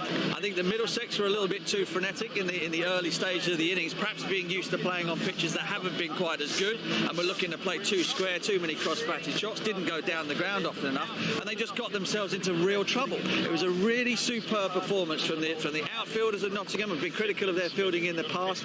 That was superb, and the bowlers were absolutely brilliant. And in particular the spinners. We've got a pitch map here. We showed it when we were on commentary. This shows, well, we're pretty much on a spinner's length out here, but that is what they've done so well. There's been no width really. There you can see where they've gone, how they've picked up their wickets. But if we go from there and we drop down here, if the light roller even has just moved past, nearly taken out my foot. But anyway, we're around about here, and you can see there's just nothing there to work with, is there? No rough, no nothing at all. And there wasn't any spin really either, was there? So in terms of what the spinners had to work with, it was trying to force batsmen into playing big shots, setting the field back on the big side of the boundary, not offering up any width, making people have to play brilliant shots for their runs. And unfortunately, Middlesex, with the exception of Owen Morgan, were unable to execute. And when they did try to play, too often, having played on slower surfaces in the past this summer, they were looking to go square instead of going straighter. What do you do so well, Owen Morgan? Well, I mean, he's just ice cold, isn't he? He would have loved to have walked to the crease with AB de Villiers and put on a bit of a show for everybody, but he had to sort of rein himself in a little bit and take calculated gambles. But when he did decide to go big, again, he was looking to go down the ground. He was not turning the bat on the ball, trying to keep the blade of the bat open and through the line of it. I mean, that's a gift on any sort of surface. But he puts that sort of pressure on you because you know that if you get the ball in his gap, that's the shot there. Slam it down the ground. The pitch is really, really good. You can do that. You can hit through it. And Owen Morgan at the moment is just in such a great vein of form. And his confidence is so high and his thinking is so clear that it's no surprise that he ended up being top scorer. We probably expected more runs on this surface before a ball was bowled. They have 160 Middlesex. 161 the run chase. Who's the happier of the two sides right now as they're all out here practicing? If I'm the fielding side, I'm absolutely... the fielding side in the first half? Yeah, Nottingham. Who's happier? If I'm Nottingham, I'm absolutely delighted with 160. I thought 180 was par out here tonight, and I've seen nothing that has made me change my mind. And we've seen run chases this time of year. It's getting dark. It's getting colder. Dark at night. You remember that? It's getting colder. The run chase, the chasing sides have found things easier. There's a little bit of dew out here tonight. Not a great deal. It's not the same as it was in Durham or in Birmingham indeed the other night. But I think if you're chasing 160 on this surface in this sort of atmosphere, when you're at home, this is as good a chance as you're going to get to chase that score down. We love a matchup, don't we? What about Alex Hales against Mujib? Well, yeah, absolutely. I mean, but spare a thought for Chris Nash. He hasn't played a game in the competition all year. He's going to have to come out and face the music. We think Mujib will take the new ball. He generally does when playing for Afghanistan and will do again for Middlesex. And he is a mystery bowler. The one thing you've got in your favour against him tonight is that we're not expecting him to spin. So you can kind of play him a little bit like a slow bowler as opposed to somebody that you're worried about his variations. But that is going to be a key matchup. If Alex Hales gets going in the power play, they could break the back of the run chase early and then perhaps have a think about it. Middlesex will hit them with, Finn with pace, looking to try and take wickets. They've also got Nathan Souter, who has a real big say in things through the middle period. But I still think on this surface, this sort of atmosphere at this ground, if you're ever going to chase 160 to get through the final stage, tonight's the night. What about Chris Nash? I mean, he's playing his first game in the tournament. Just strap him on, get out there and win us the game, get us through to the semi-final. Well, I mean, you've got two ways of looking at it. One is that you've got no poor form behind you to get into your head and worry about, and the other is you can go out and be a hero tonight, get the side through the final stage. It's a win-win situation for him as far as I can see. OK, well, we've decided there's absolutely nothing wrong with this surface. The groundsmen will do their finishing touches to the pitch. So in a few moments' time, we will have the Notts run chase for you. They think, and Mark Butcher said, it should be relatively straightforward. It never is. Well, there you go. 161. We'll be back in a moment.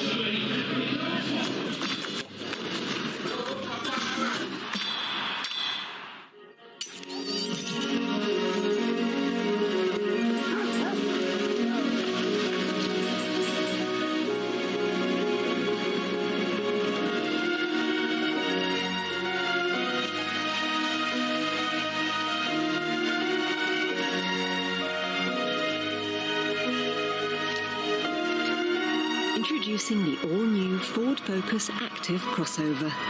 Ford. Together, we go further. Take off for New York with Expedia.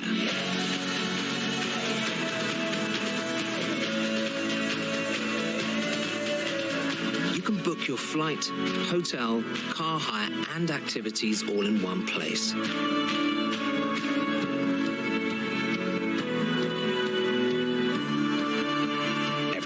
To go. Expedia, Atoll protected.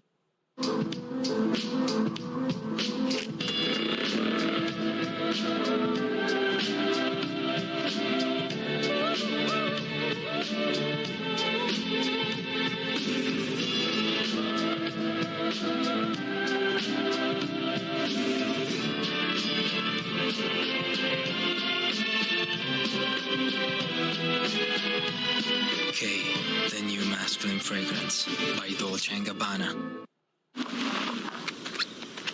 BMW 3 Series, I see. Yeah, Less than 6 months old. that's right. Does it blow your mind? Sure. But does it do this?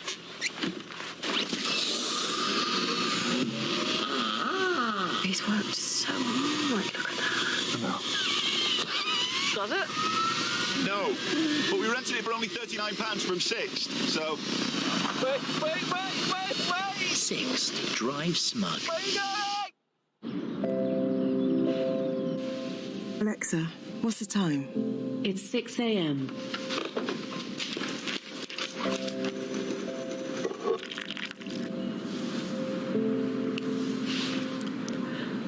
Alexa, what's the weather like right now?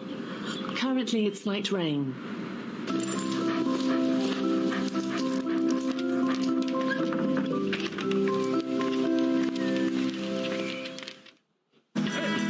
Well, I've gotta get the world off my back. Somehow. Come on, Dad. I'm hungry. Kitchen, get some bacon done.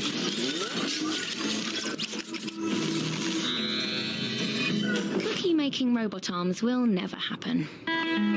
But with the new BP Me Rewards card, getting little rewards more often will. BP Me Rewards, making every day brighter.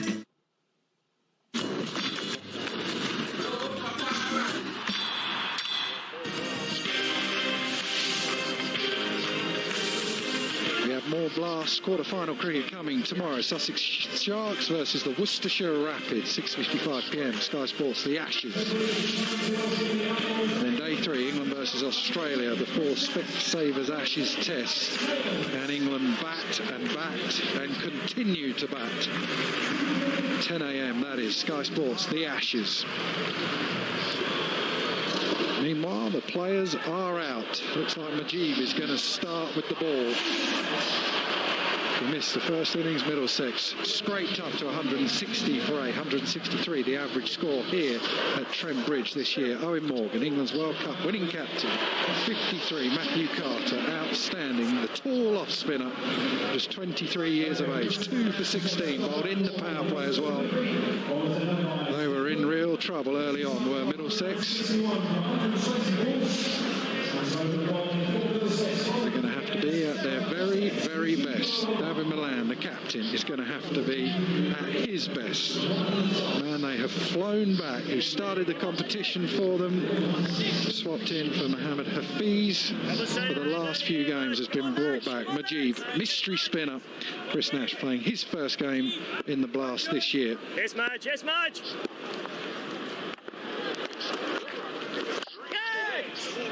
Good start, that. Really good start. Looked like that really drifted in towards him. Not wasting any time is Nash. Wow, no messing around there. I was just thinking that I haven't seen this lad Mujeeb bowl a great deal. I've seen a lot of Chris Nash over the years, the old veteran. Fantastic though, that shot that straight away. Keep watching Mujeeb's hand. Real swing. Well, he's thrown everyone. Normally we think he's mystery spin, now he's bowling dobbers. Never seen a white ball swing until today. Him and David Willey, the only two. Yeah. It's time in and out, man! Come on, boys! We saw lots of spin when Knott's bowled. There wasn't a lot out of the surface, but it didn't look easy to hit. Well, what will Alex Hales do, man, who missed out on the World Cup? Come on in, Manji. 2. Richard just tells me he's going to go out and play in the CPL for the Barbados Tridents. The life of a white ball mercenary.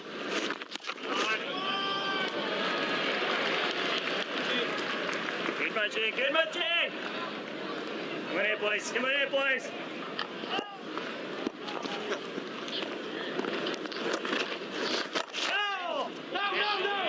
Extraordinary, really, what Mujeeb is doing. Not looking to spin it. If anything, he's just swinging the ball. Boomerang. Honestly, I've never seen a white ball swing so much.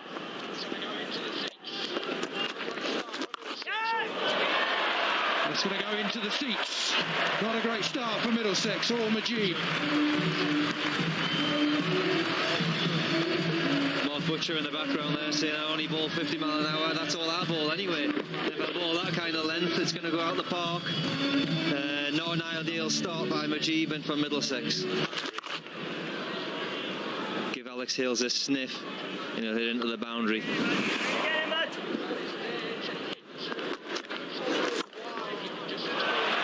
That is there to hit. Full and wide, you can just throw your hands at it. Excellent start for the Outlaws, 16 for none.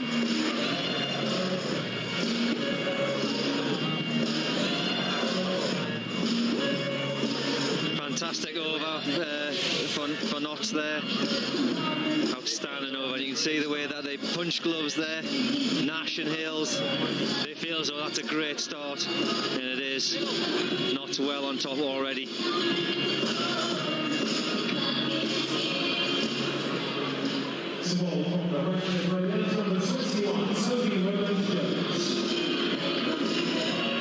Last time we saw him bowl, he knocked over Baba Azam with a beauty. One that just hit the surface and decked back. Well, he needs to recover from Majib's first over.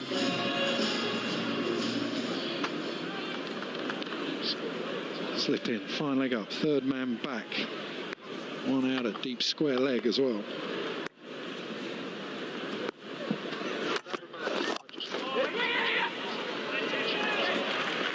If I'm David Milan, I might just walk over to Majib and say, any chance of you going back to the spinners that we signed you for? Whatever the plan is with the little induckers, we'll go back to the mystery spin. How about that?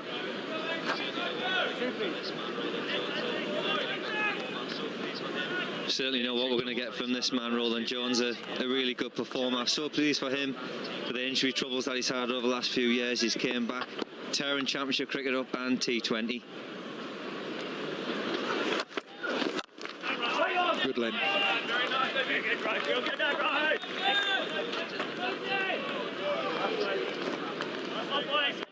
Don't like the way that's hit in the middle of Alex Hales' bat. This mystery, really. I mean, obviously 70 for none off 1.2, but this looks a great pitch. Really does look a good pitch. Obviously, I'm a bowler.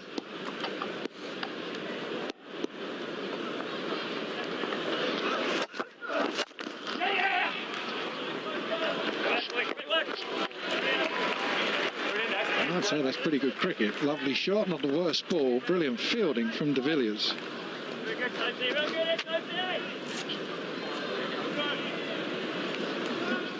Always got to be careful with Nash with that fine leg up. Someone who likes to play the paddle shot. Remember the old Dill scoop, things like that? Not the ramp shot, but just goes down on one leg. Uses that bottom hand as well to drag it into the leg side.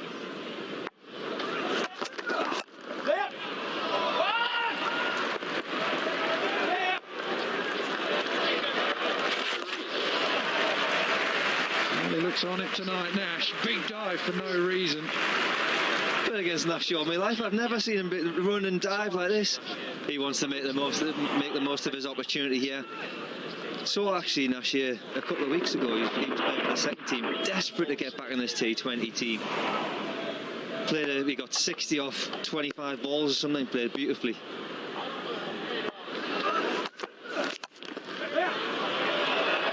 Over mid-on.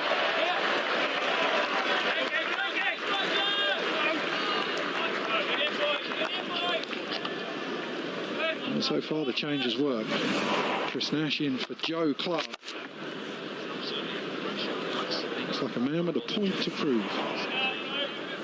Absolutely, and the pressure massively gone back on Roland Jones in Middlesex, really. Just coming down the pitch, that if you pitch a little bit short, he hasn't got the protection down at short fine leg there. Anything slightly short, he's just going to, hit it down there, slightly short boundary.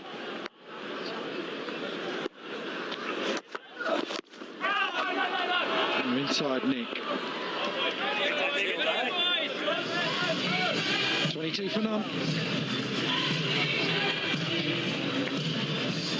I think as well is the beauty of having someone like Nash at the top of order, Easy. I think it's just, he's almost got he's a little bit older, he hasn't been playing a great deal, he's just, shackles are off, he's just going to go out there and he's just going to play, he's just going to enjoy his cricket, and he's got potential to go into the finals day to win this game and potentially, you know, pick up a winner's medal. You know, it's great. You know, I think that at my age, so you know, he's a very similar age as well. Yeah, he's like a free bet, really. Nothing to lose. Go out there and give it a real go. So not Mujeeb, he is done for the foreseeable future. Tom Helm.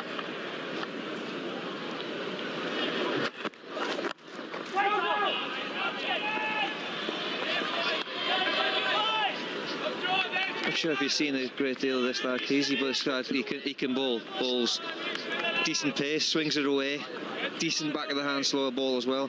Just been blighted by injuries. But he's a good cricketer, certainly one to watch.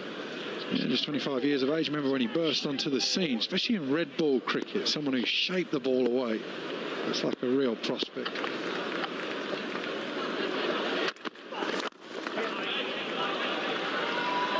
He doesn't want to give any width.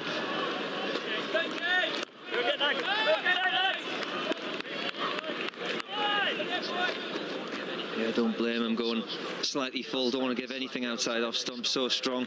Hales standing slightly outside leg stump there and almost trying to create a little bit of width.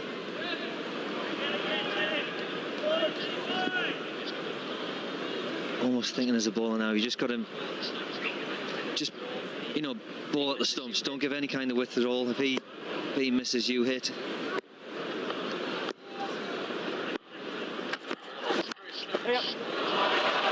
That is Chris Nash, that is what he does. Go too straight and that bottom hand will come into the shot, and he always gets it past fine leg.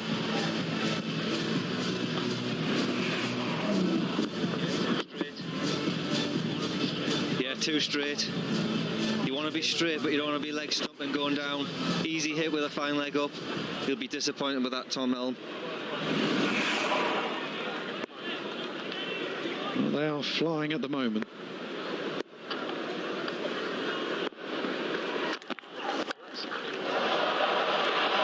Well, that sounded very good out of the middle of that bat. Dropped in the crowd. Gets a serve of one of his mates as he tries to slap him with whatever he had in his hand.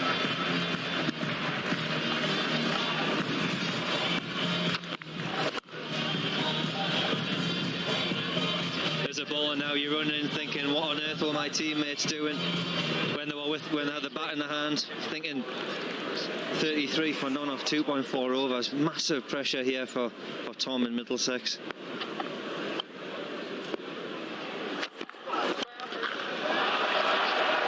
Another boundary. There's no stopping Nash at the moment.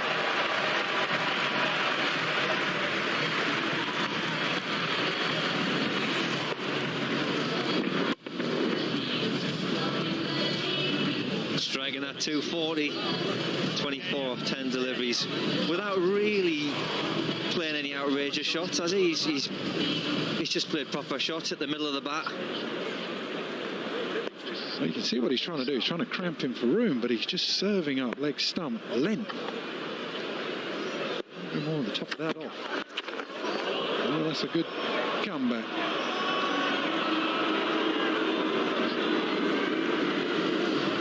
$37 for none.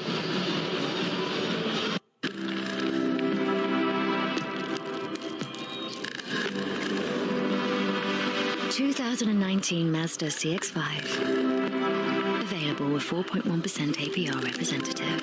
Drive together.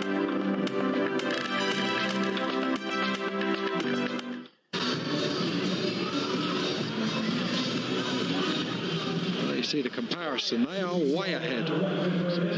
Way ahead. Middlesex so far have no answer for Nash. 24 from 11. Alex Hales hasn't had a huge amount of the strike. He's striking at 170. Bigger boundary though now for Mujeeb. They need something from their overseas start. Well, the first over that he bowled, just swung in, no spin. What's he going to do now?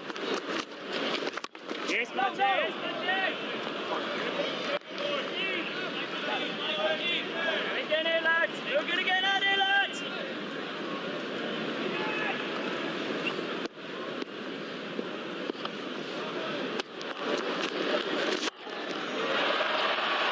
Don't even bother looking for that. Dead straight, lots of power, excellent from Hales. It's big, it's in his arc, give himself a little bit of room again, it's off the stumps. Big hit as well. And again here, Manji, come on, take the hand there, right.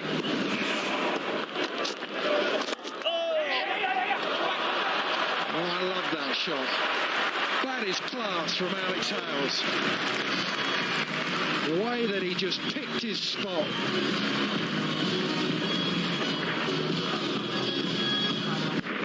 Talk about that last shot and about the power, a little bit of finesse in that shot there, just putting his big front foot down and just opening it with his hands. Great shot.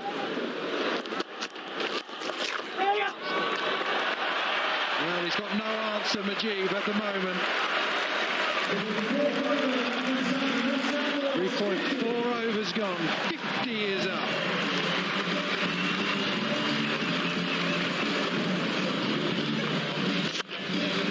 That was the first of them, took away his length, put him under real pressure. That was pure class. And then this one is just a rank ball.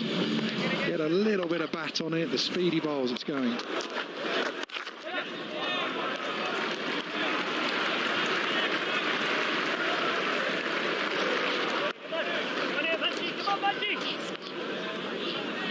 You see so many big shots, but then occasionally you just see a touch of class. Just the awareness of where the gap is. Good, lads. Very good, lads. Well, Nash just watched at the other end. Well, that ball, excellent from Knotts, excellent from Hales, 52 for none.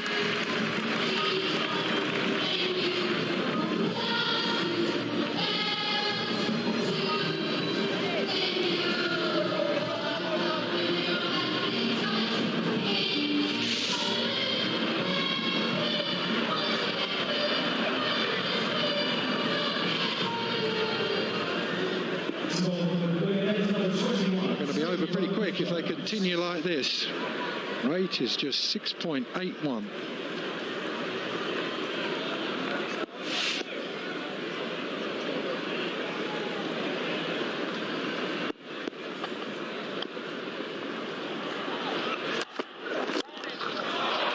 Oh, that is as good as you will see. Toby Rowland-Jones, not the worst delivery, but one of the best shots. Nick Cook's just saying that, Toby Rowland's just saying, look, you've just got to admire that shot and say, good shot, son. What a shot that was. I mean, that is a fantastic shot.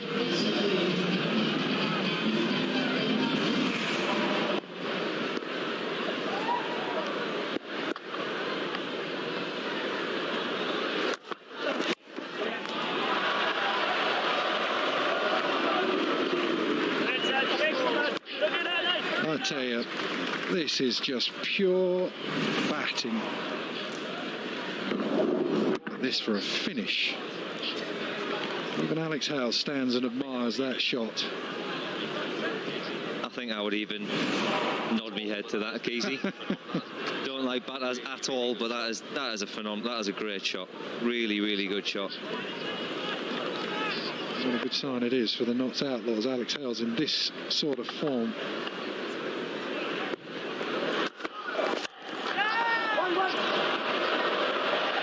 It's not your night, it's not your night. Got to find something, Middlesex. But try something. Slow balls. I reckon we've seen one back of the hand slow ball. So far, they've just tried to hit a length, and actually it's been too predictable. Got to change it up, do something. Both of these batsmen are flying. Can't just keep looking to run in and hit a length over and over again. Try something different.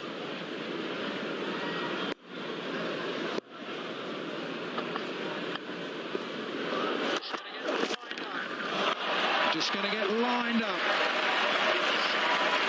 Keep running in, bowling the same ball to batsmen in this sort of form. You're going to go the journey. They are going the journey. Well, we're witnessing some fantastic ball striking here. Not massively over-hitting, just looking towards hitting the basically ball connection, thinking about hitting the middle of that bat and backing yourself 100%. Bowlers have just got no chance here. Don't need a slow ball, something.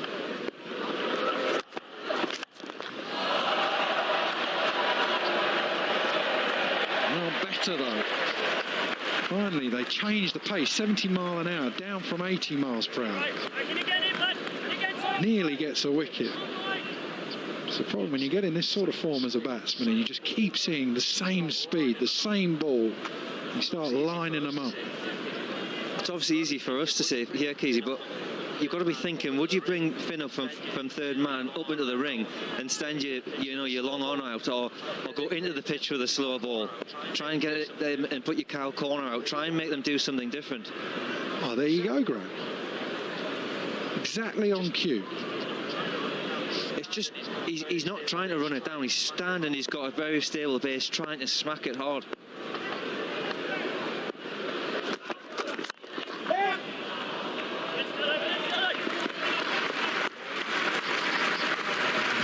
Overs done, 66 for none. This is your captain speaking. The Virgin Atlantic sail is now on. Everybody here is dancing. All I want to do is get your body left to mine.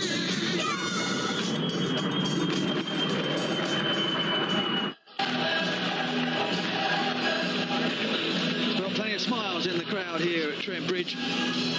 A crisp, autumnal feeling evening. The Outlaws are absolutely rollicking along in chase of 161. A chance of getting to the 10th finals day in 11 years. Middlesex at the moment don't have an answer, and they've been given a masterclass in batting on a plumb surface by Alex Hales in particular, and by Chris Nash, who's in his first game of the Blast this summer.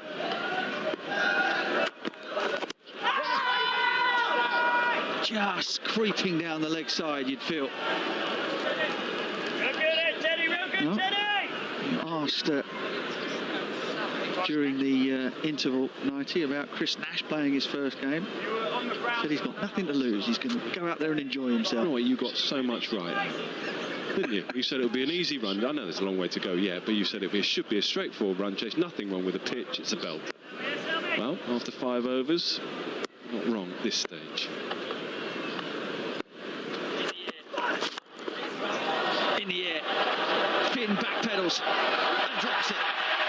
Well, if you've been watching this evening, you've been watching the fortunes of the two teams. What has just happened there should come as absolutely no surprise to you whatsoever. Middlesex having a shocker. Yep, absolutely. Rattled, really. I mean, it's a straightforward catch. You'll take that 9.5 times out of 10. He just will not drop that. We can't quite work out how he has done. Yeah.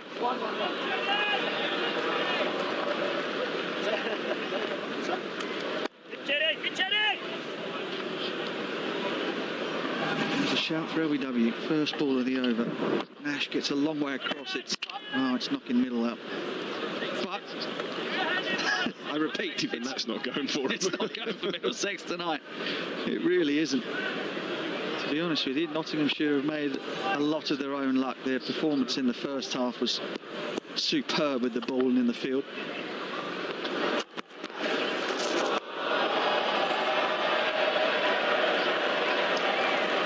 The interesting thing is that you never know 100% until both teams have had a bat on it, but just couldn't see that there was anything in the pitch that had caused Middlesex to lose 8 wickets in getting 160 for 8. No, your points were good out there in the middle, but also you've got to give credit to the bowlers. I mean, it's easy just to credit the batsmen in this game because we like 4s and 6s, but actually some of the bowling there under pressure in a quarter-final, having won the toss, was quite brilliant. highlighted the pitch map of the spinners. There's just no width. There's just nothing to feast on. And that shot that we saw, a couple of overs ago from Alex Hales, unbelievable shot. Straight six off, it was Roland Jones. Then the reaction with Nick Cook, the umpire, almost saying to him, put his arm around him saying, don't worry, nothing wrong, you did nothing wrong. It was absolutely brilliant.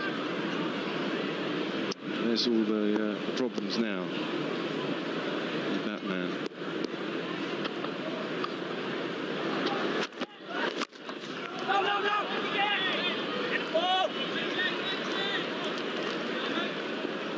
Good Jerry. Come on, lads. We go again, lads. Come on. Come on, hand, lads. Come on, hand, lads.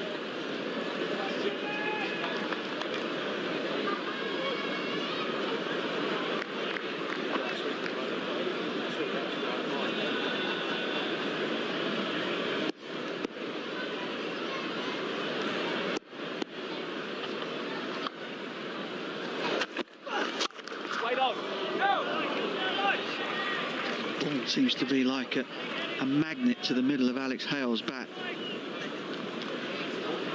He's done it in pretty orthodox fashion, really. It's again a sort of indication that the pitch is a good one. Just stood still, hit through the line. Some of the defensive strokes in the early part of the innings just pinged off the middle and hit mid-off, an extra cover. Such a dangerous character, top of the order.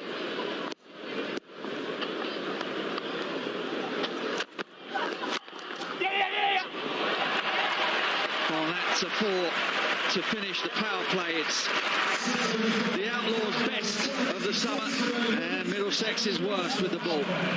76 without loss. There'll be some wonderful shots here, just to remind yourself. Mujeeb never quite got into his work early on, and he was smashed really out of the attack. A little bit too much width. That's what we talked about at the break. We talked about the accuracy and the discipline of Nottinghamshire's bowlers. We haven't seen that from Mujeeb, and we haven't really seen that throughout the first 6 overs. What we have seen is some high-class batting. That's the shot there. Unbelievable shot from Alex Hales. And he's mixed it with a couple of shots like that, just a bit of a touch of class, finding the gaps on the offside. Well, Nick Cook signals the end of a captain's purgatory. He's only allowed 2 fielders outside of the circle. Darren Milan can now drop a couple back, give Nathan Souter a bit of extra cover. But in truth, what he needs now is wickets. Middlesex started the innings defending a run rate of 8.05 and over. Noss have now got it down to just a smidge above a run a ball. That's how fierce the onslaught has been in the power play. 85 from 84 required for a place at finals day. Wait! Very nice, lads. Very nice, lads. Come on in, Nate. Come on in, Nate. There's a couple here, boy.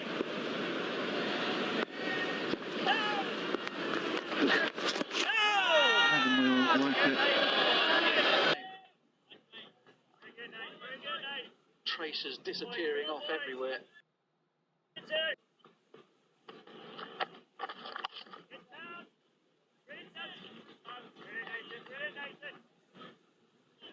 Souter, 3 dots. She can afford to give them away, or to see off Souter.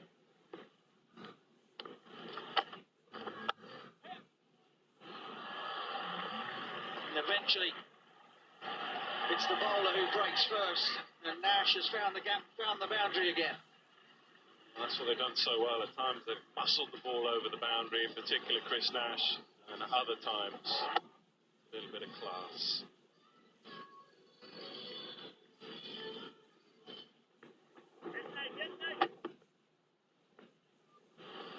Spot the width again.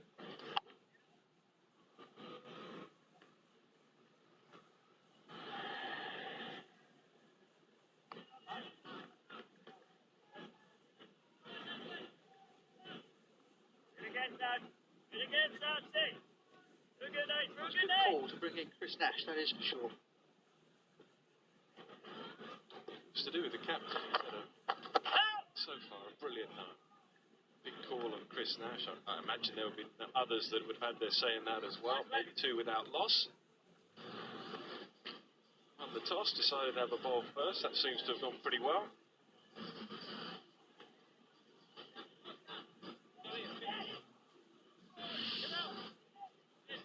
If you're just joining us for the first time, you've seen 160 for 8. Maybe not easy batting conditions. You look at the Notts Outlaws, and that has put it all into context for you. Yeah, they had that one in the bag. In the last 10 minutes, they just allowed the Telugu Titans to come back into things, and then... Yeah, they had that one in the bag. In the last 10 minutes... Veering into the attack for the first time. He's going to have to come up with a magic spell.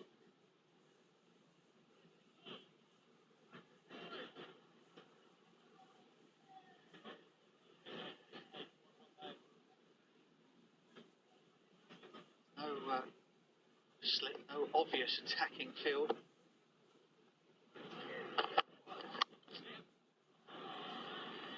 Hales can afford to just use the pace and run the ball into the gaps and pick up singles.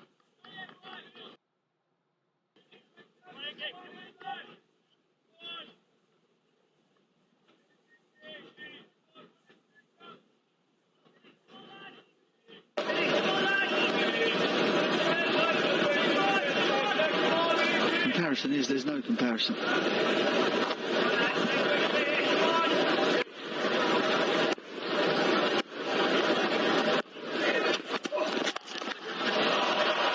the ground again.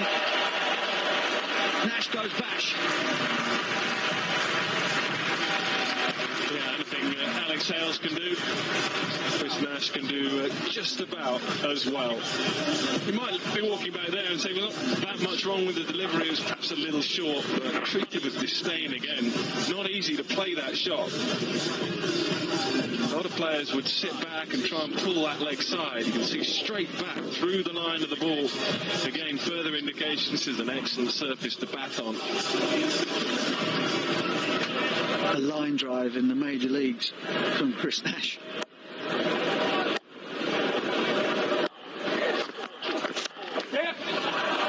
That's going to scorch away for 4 as well. Brilliant.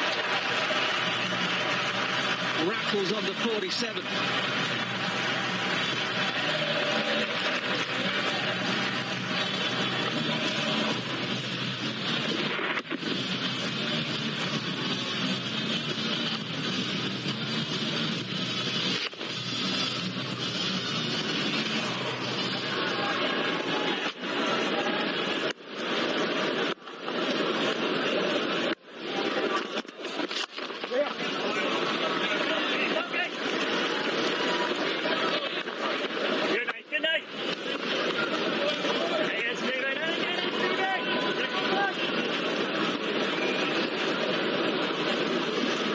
Stunned out there, Middlesex.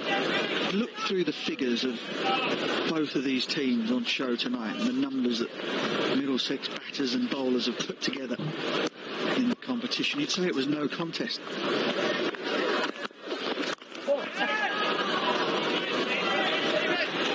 Nottinghamshire finished second in the North Group.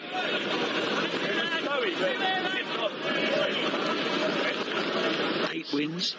Middlesex in the end squeaked into 3rd place, having to win their final game. Likes of Milan and de Villiers have smashed it to all parts in the blast. Owen Morgan has been in sensational form. The bowlers, Roland Jones, Helm, Souter and Finn, have taken close to 60 wickets between them. Oh,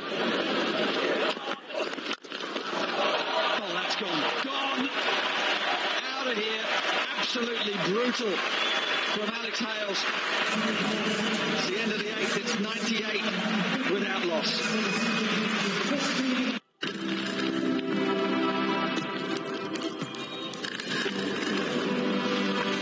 2019 Mazda CX-5. Available with 4.1% APR representative. Drive together. Somebody to go score and pick up the point. Some of the best and most destructive batting we've seen in the Blast this year. They now just need 63. I say just the way they're batting. But they'll look to finish this game relatively quickly. Yes, out, yes, out. Very good, nice, very good, nice. It's an extraordinary shot from Alex Hales in the last over. A lot of players would pull that to mid-wicket and be happy with a boundary through that region. And he's saying, no, I'm seeing it so well, I'm picking it up so well, it's hitting it straight almost. I think that's been the key. Critical of Middlesex and their batters in the first half of the game, looking square all the time, not hitting straight enough. Knots have been very, very good, arrowing the ball down the ground. And that brings up the 100. What a partnership this has been. First time together in the Blast this year, Nash and Hales. And it'll be a very brave man to split them for finals day, should they get there, which is looking very likely. We're gonna get it, lads.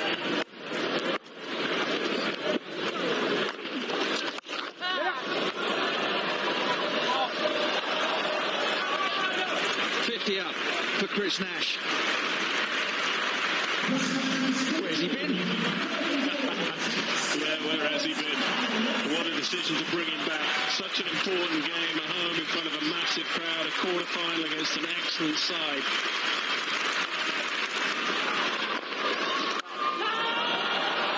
And that's gone up a long, long way. Hales looking to go square. And it's been dropped again. Put down by Toby Rowland-Jones. He never looked comfortable underneath it. Never got settled. Middlesex are all over the place here at Trent Bridge this evening. Yeah, something almost inevitable about it, really. The way things have gone, they never quite looked settled. And in the end, barely got a hand on it.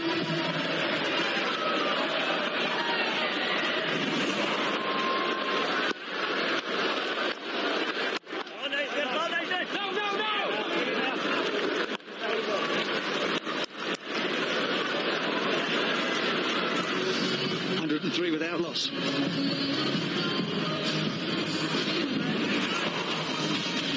Yes, match, yes, match. Well, he'll enjoy watching some of these shots. Almost muscled it away early on. Very happy to take the strike, very happy to be dominant. It's exactly what he did. Some lovely shots down the ground. Perhaps his favourite area today through what wide-ish mid-wicket. But when he's had a little bit of whip, he's just opened the face and stayed leg side. Been around for a long time, Chris Nash. See there, heavy leg side square 38%, and down the ground 31%.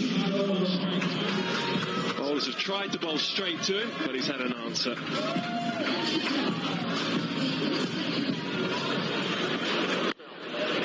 Najeeb in for his third spell. And that's going to be 4 as well. Of course it is. Everything going the way of the Outlaws.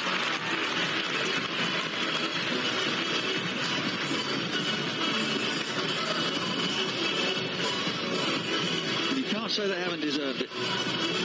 Bowling and fielding was A-class. And the batting has been clinical.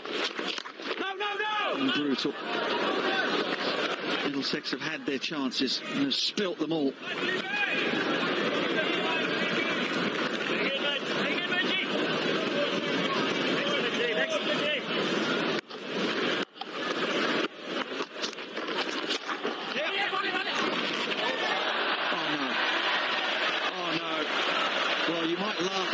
Saw it on the village green in a friendly on Sunday.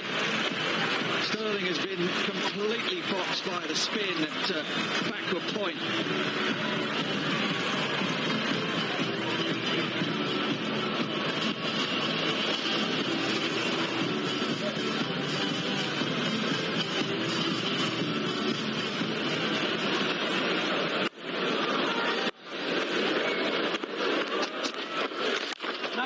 Yes, Matty. Very good, Matty. Very good, Matty. Very good, Matty. Very good, Matty. Come on, boys. man. Yeah! Come on!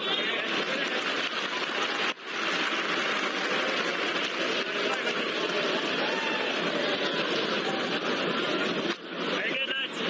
Very nice, Matchy. Very good, Matchy.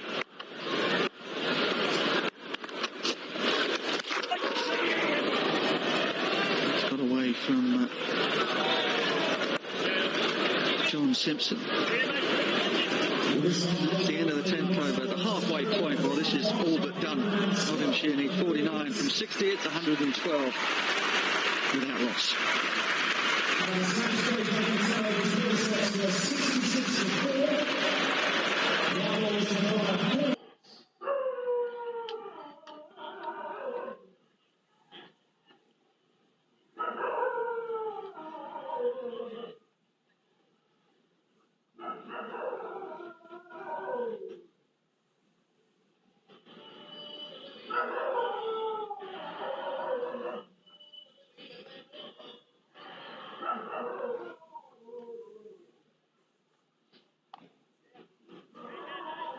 So just 48 runs to win now.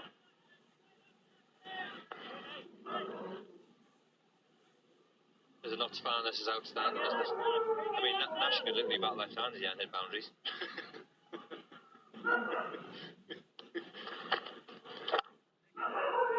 Make that 50.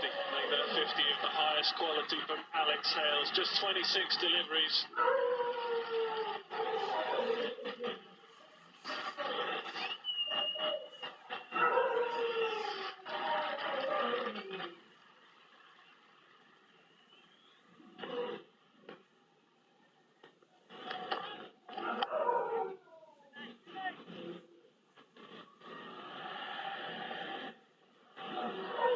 He's had a tough summer, he's had difficulties off the pitch, but the boy can play, so no doubt about that.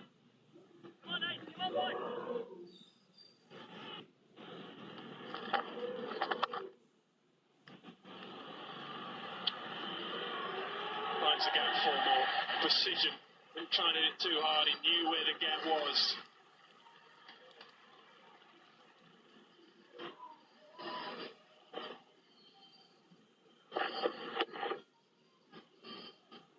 You certainly come to expect it from someone like Alex Hales, but he just strikes the ball beautifully.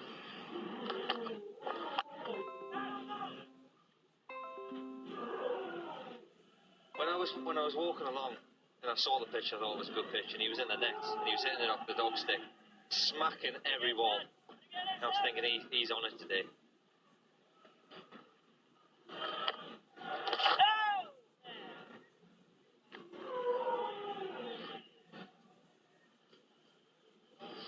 Lilley's got 119 without loss.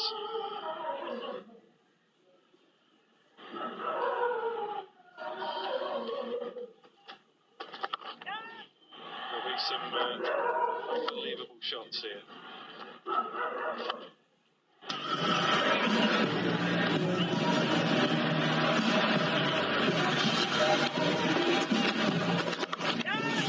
There'll be some unbelievable shots here.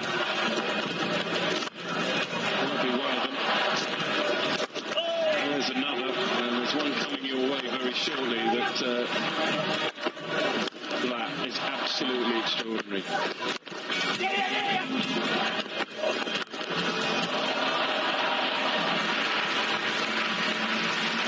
Seriously good play.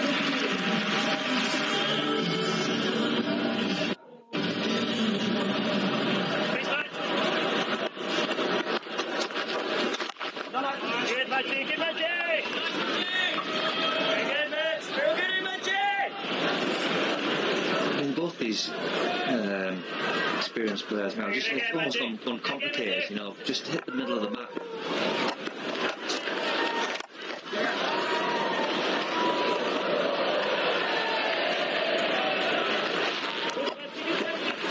The Middlesex have been poor, they've been disappointing, but not, you know, they've been fantastic. It's so good.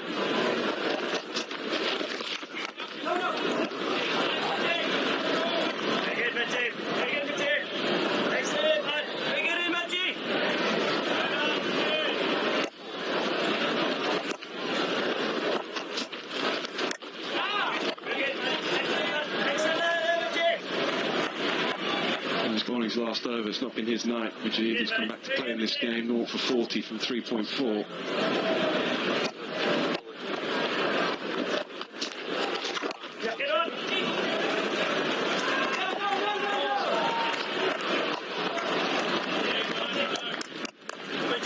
There'll be some very, very happy people in that dugout as well, with Peter Moaz and obviously the Banton coach and Franks. They've been under some serious pressure this year with the bat, and this is great for them.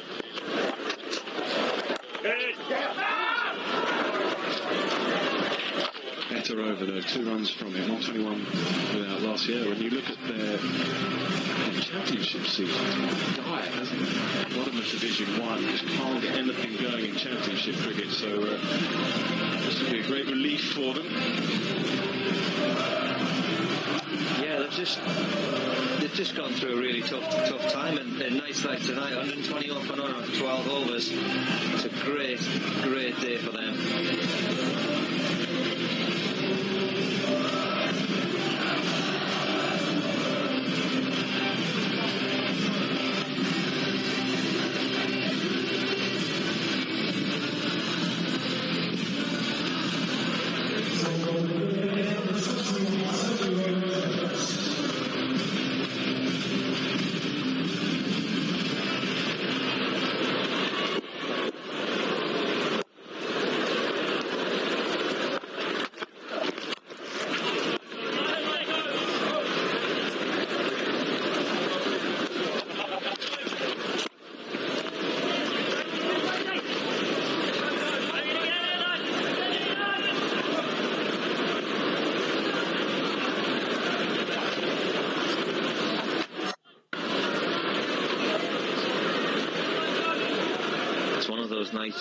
Nighty where you're looking at the captain and he's thinking, please don't pick me the ball.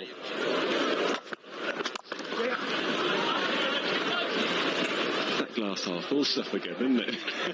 Oh, 100%. It's cold. Absolute height to nothing.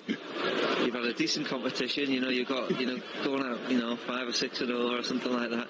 And he's waving his arms at you. He said, Bunny, can you get ready? Can you get loose? And you're just like pretending at the corner of your eye that you can't see him. Oh, imagine being a bowler in this competition.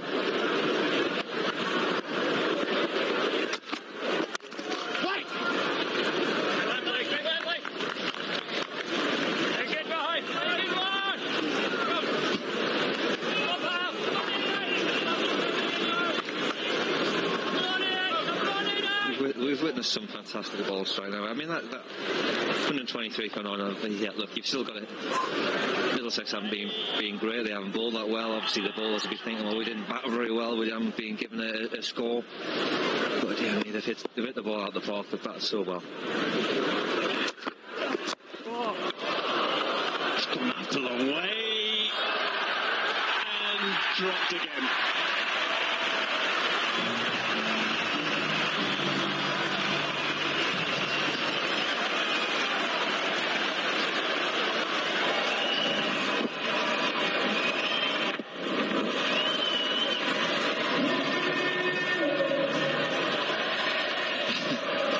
A safe single.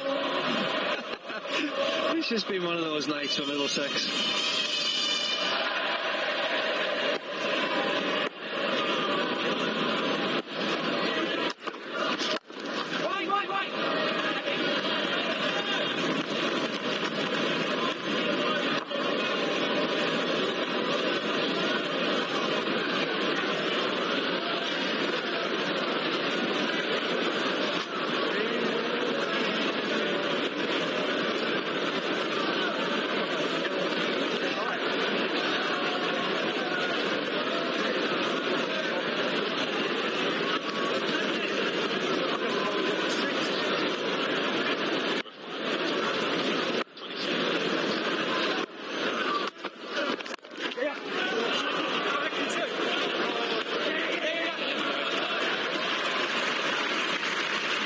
To this game, not a bad over, 5 runs from it, 126 without loss.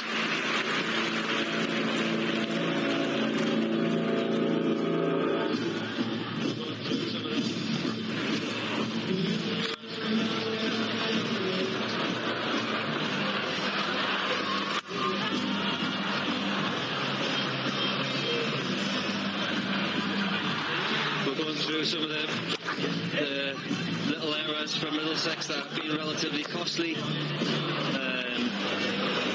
think they'll hold their hands up and say, well, they've not been at their best tonight.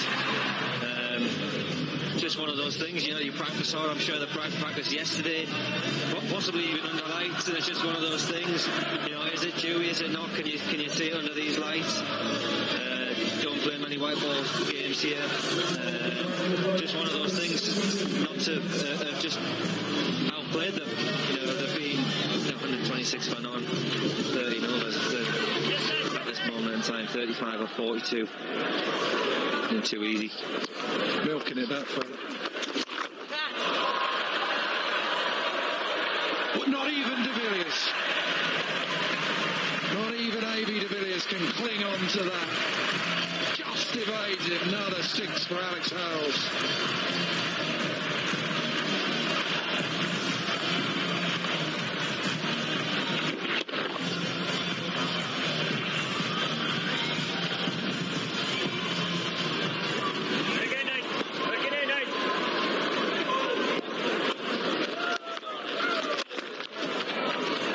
Everything must go now if you're Alex Hales. Since I think it was that second over where they bumped gloves together with intent, thought they were going to a boxer match, they've literally dominated this game. They're hitting 4s and 6s every over. But they're enjoying it. They've got a smile on their face, as I said before. Nashy's got nothing to lose. Great wily campaigner. He's been around a long time and deserves the success.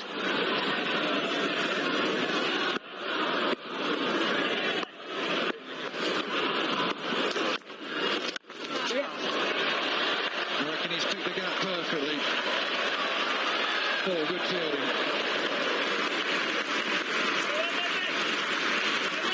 Nearly picked the gap perfectly.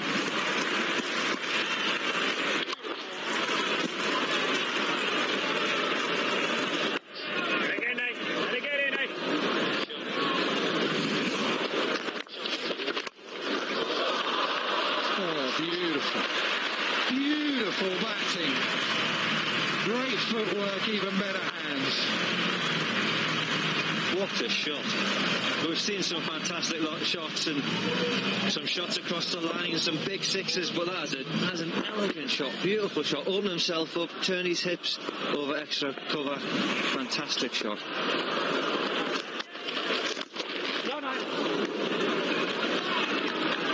A rare occasion when the ball doesn't hit the middle of the bat.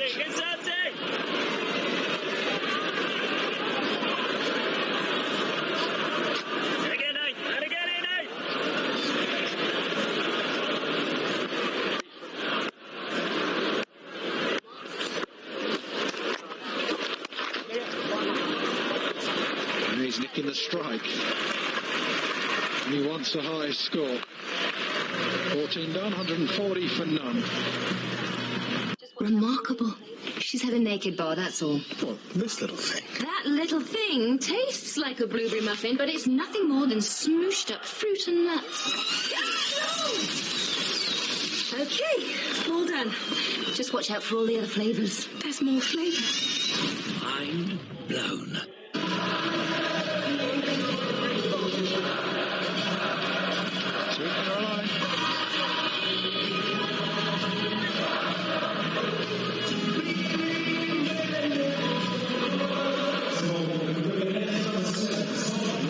Time for Hey Jude. It's my favourite of the crowd songs, I reckon.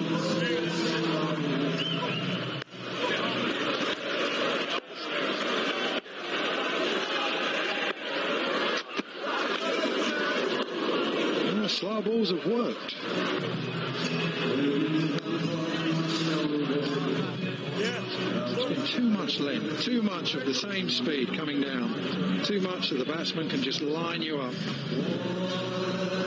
Majid struggled, 4 overs, north for 41, started it off. Started the batsman off on their way with his first over. It has not been a night to remember in the field for Middlesex.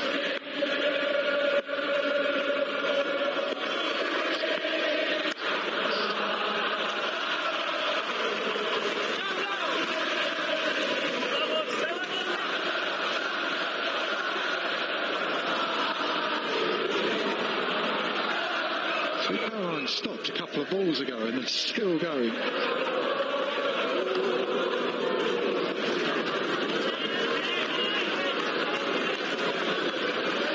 He ain't going to be holding back here. Like a cross seamer, maybe a slow ball.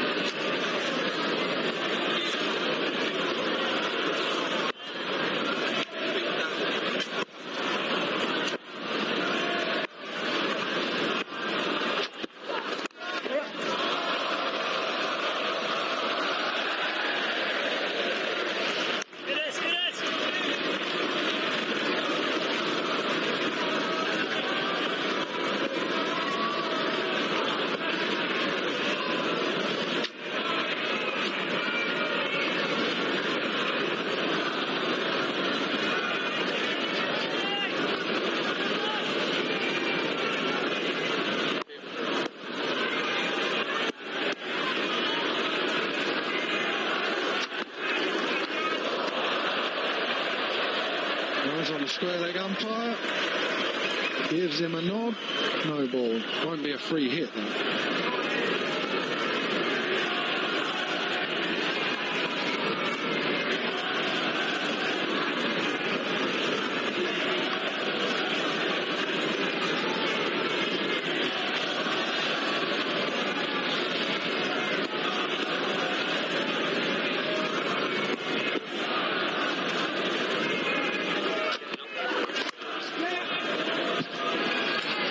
Slow ball again is a good one, just not been enough of them. It's the value of being able to bowl that back of the hand slow ball, isn't it? You know, that ability to get it up and down, and obviously he bowls at a heavy pace as well. But yeah, you're right, Keezy, they maybe haven't bowled enough of those slow balls. As soon as you see someone like Nash trying to hit it towards, you know, long on, cow corner, deep square leg, you know, bring your third man up, bring your fine leg up, make them hit over the top. Nash thinking here, does he want the strike or is he going big? Done again, another slow ball that works. Put over from Helm, 146 for none. I run Fox News. I will do anything to protect my people. I'm a multifaceted man. Can Ferrari make it back-to-back victories on home soil? Formula One Heineken Italian Grand Prix. Sky Sports. Feel it all.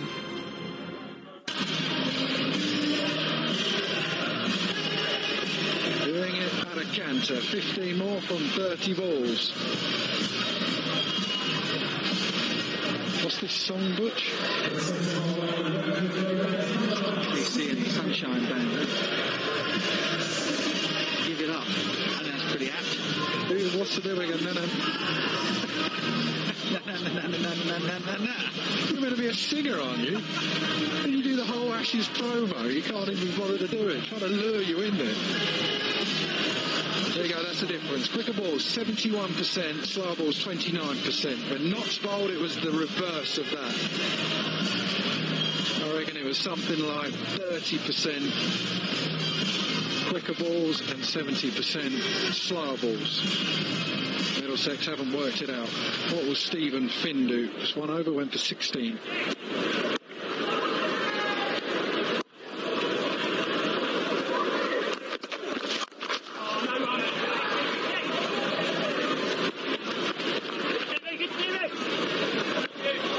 Well, it's been a brilliant night for the outdoors.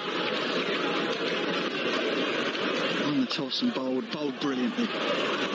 The surface hasn't changed. Not a case that it's improved under the lights. It was good in the first half of the game. They just bowled brilliantly, fielded brilliantly. Carved away. Not many can hit it like that over point. Alex Hales is one who can.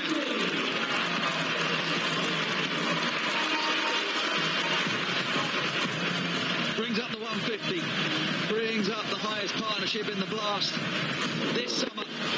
And what a way to do it. That is magnificent. 7 sixes in the innings, 6 of them to Alex Hales.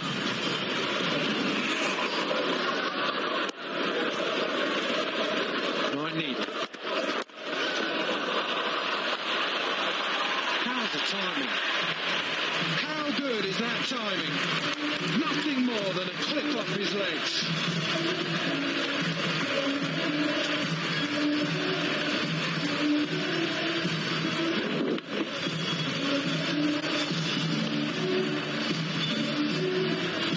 It's impossible to bowl that when he's in this mood and he's in this form.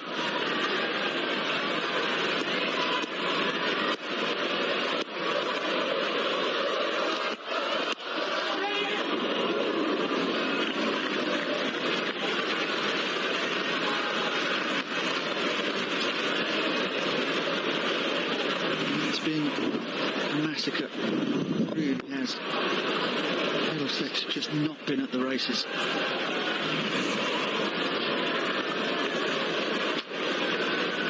Despite all of the international pedigree in their ranks, despite their dismantling of Somerset down at Taunton to get themselves into this position, but no answer to the Outlaws tonight.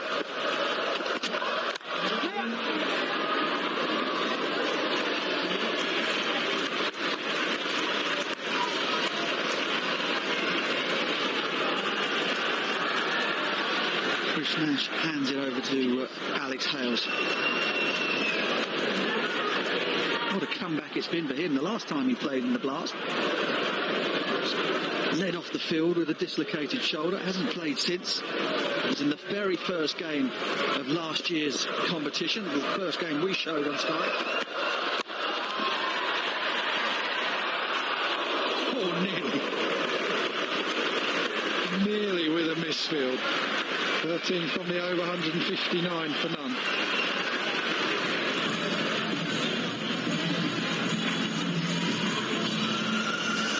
Hey Jude.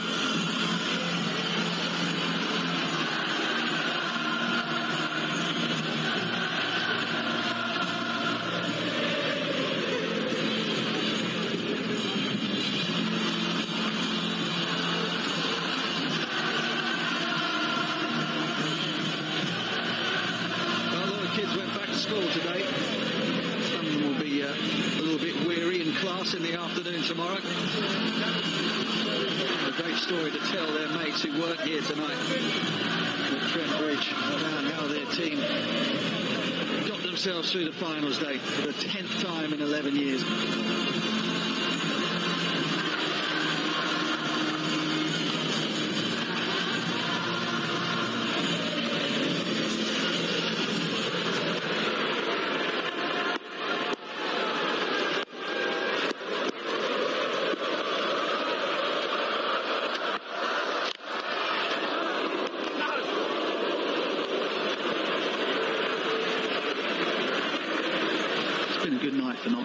Not so good that they all of a sudden got finals day for the 10th time in 11 years. It's only the 5th.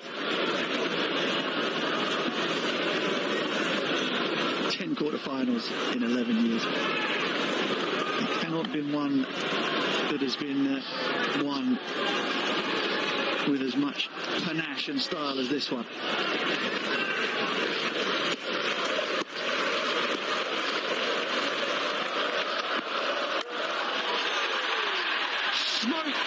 Into the leg side, a fitting finish. What an innings, what a partnership. September the 21st, save the day, Outlaws fans. We're at finals day once more.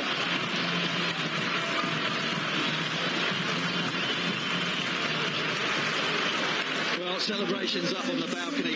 It has been a team effort. These two will take all the plaudits. They're the men that chased down 161 to get them there. But the effort from the coaching staff, the people that made the decision to play Chris Nash, the people that put together the plans that were so successful when Nottinghamshire bowled. The performance in the field was absolutely outstanding. It set up what was a cakewalk of a run chase. 3.4 overs to spare. Is that a 100-ball win? Quickly do my maths. What is it? 16.2. Well, Butch, 2 balls short, wasn't it? Never mind. Well, Butch, that is 1 from the north, 1 from the south, 2 to play. Which group is the tougher? Well, I'll tell you, that opening partnership, the new opening partnership this year in the Blast for the Outlaws. Oh, that has been an extraordinary one. You always think you're in the game at 160. Get up to 160 in a knockout game. Runs on the board. That did not matter one bit. Chris Nash, a man with a point to prove. 74 from 53. Alex Hales. What a player he is. 83 from 47. No team has ever won by 10 wickets, chasing more than 148 in Blast history. Nottinghamshire have painted their way into the record books in the Blast this evening. It only happened 7 times in T20 around the world. It's been that kind of night. Middlesex have had no answer. On the bat, they were frantic from the off on a good surface with the ball. They just couldn't stop Alex Hales and Chris Nash, and that is a fitting sight. It has brought delight to the home supporters here at Trent Bridge. Didn't they enjoy it on the balcony?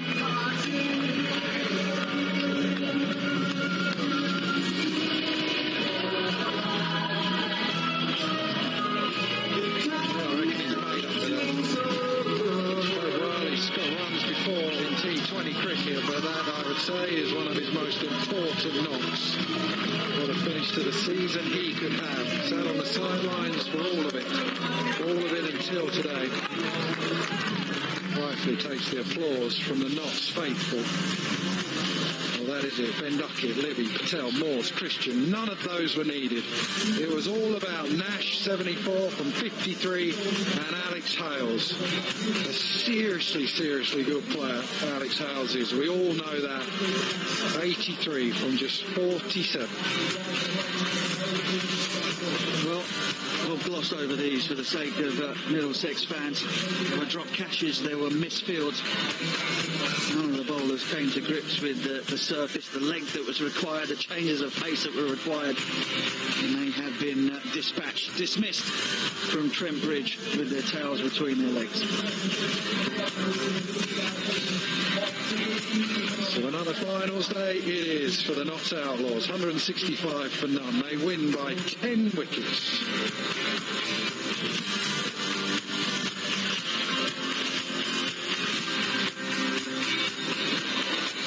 Now we're going to hear from the captains and the man of the match after the break.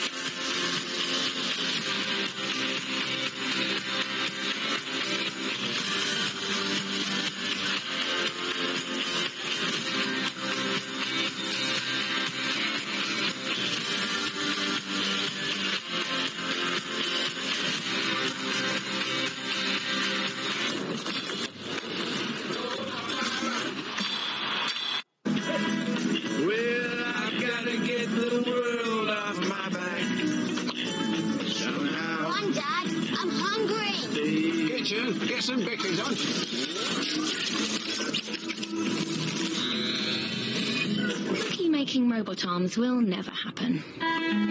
But with the new BP Me rewards card, getting little rewards more often will. BP Me rewards, making every day brighter.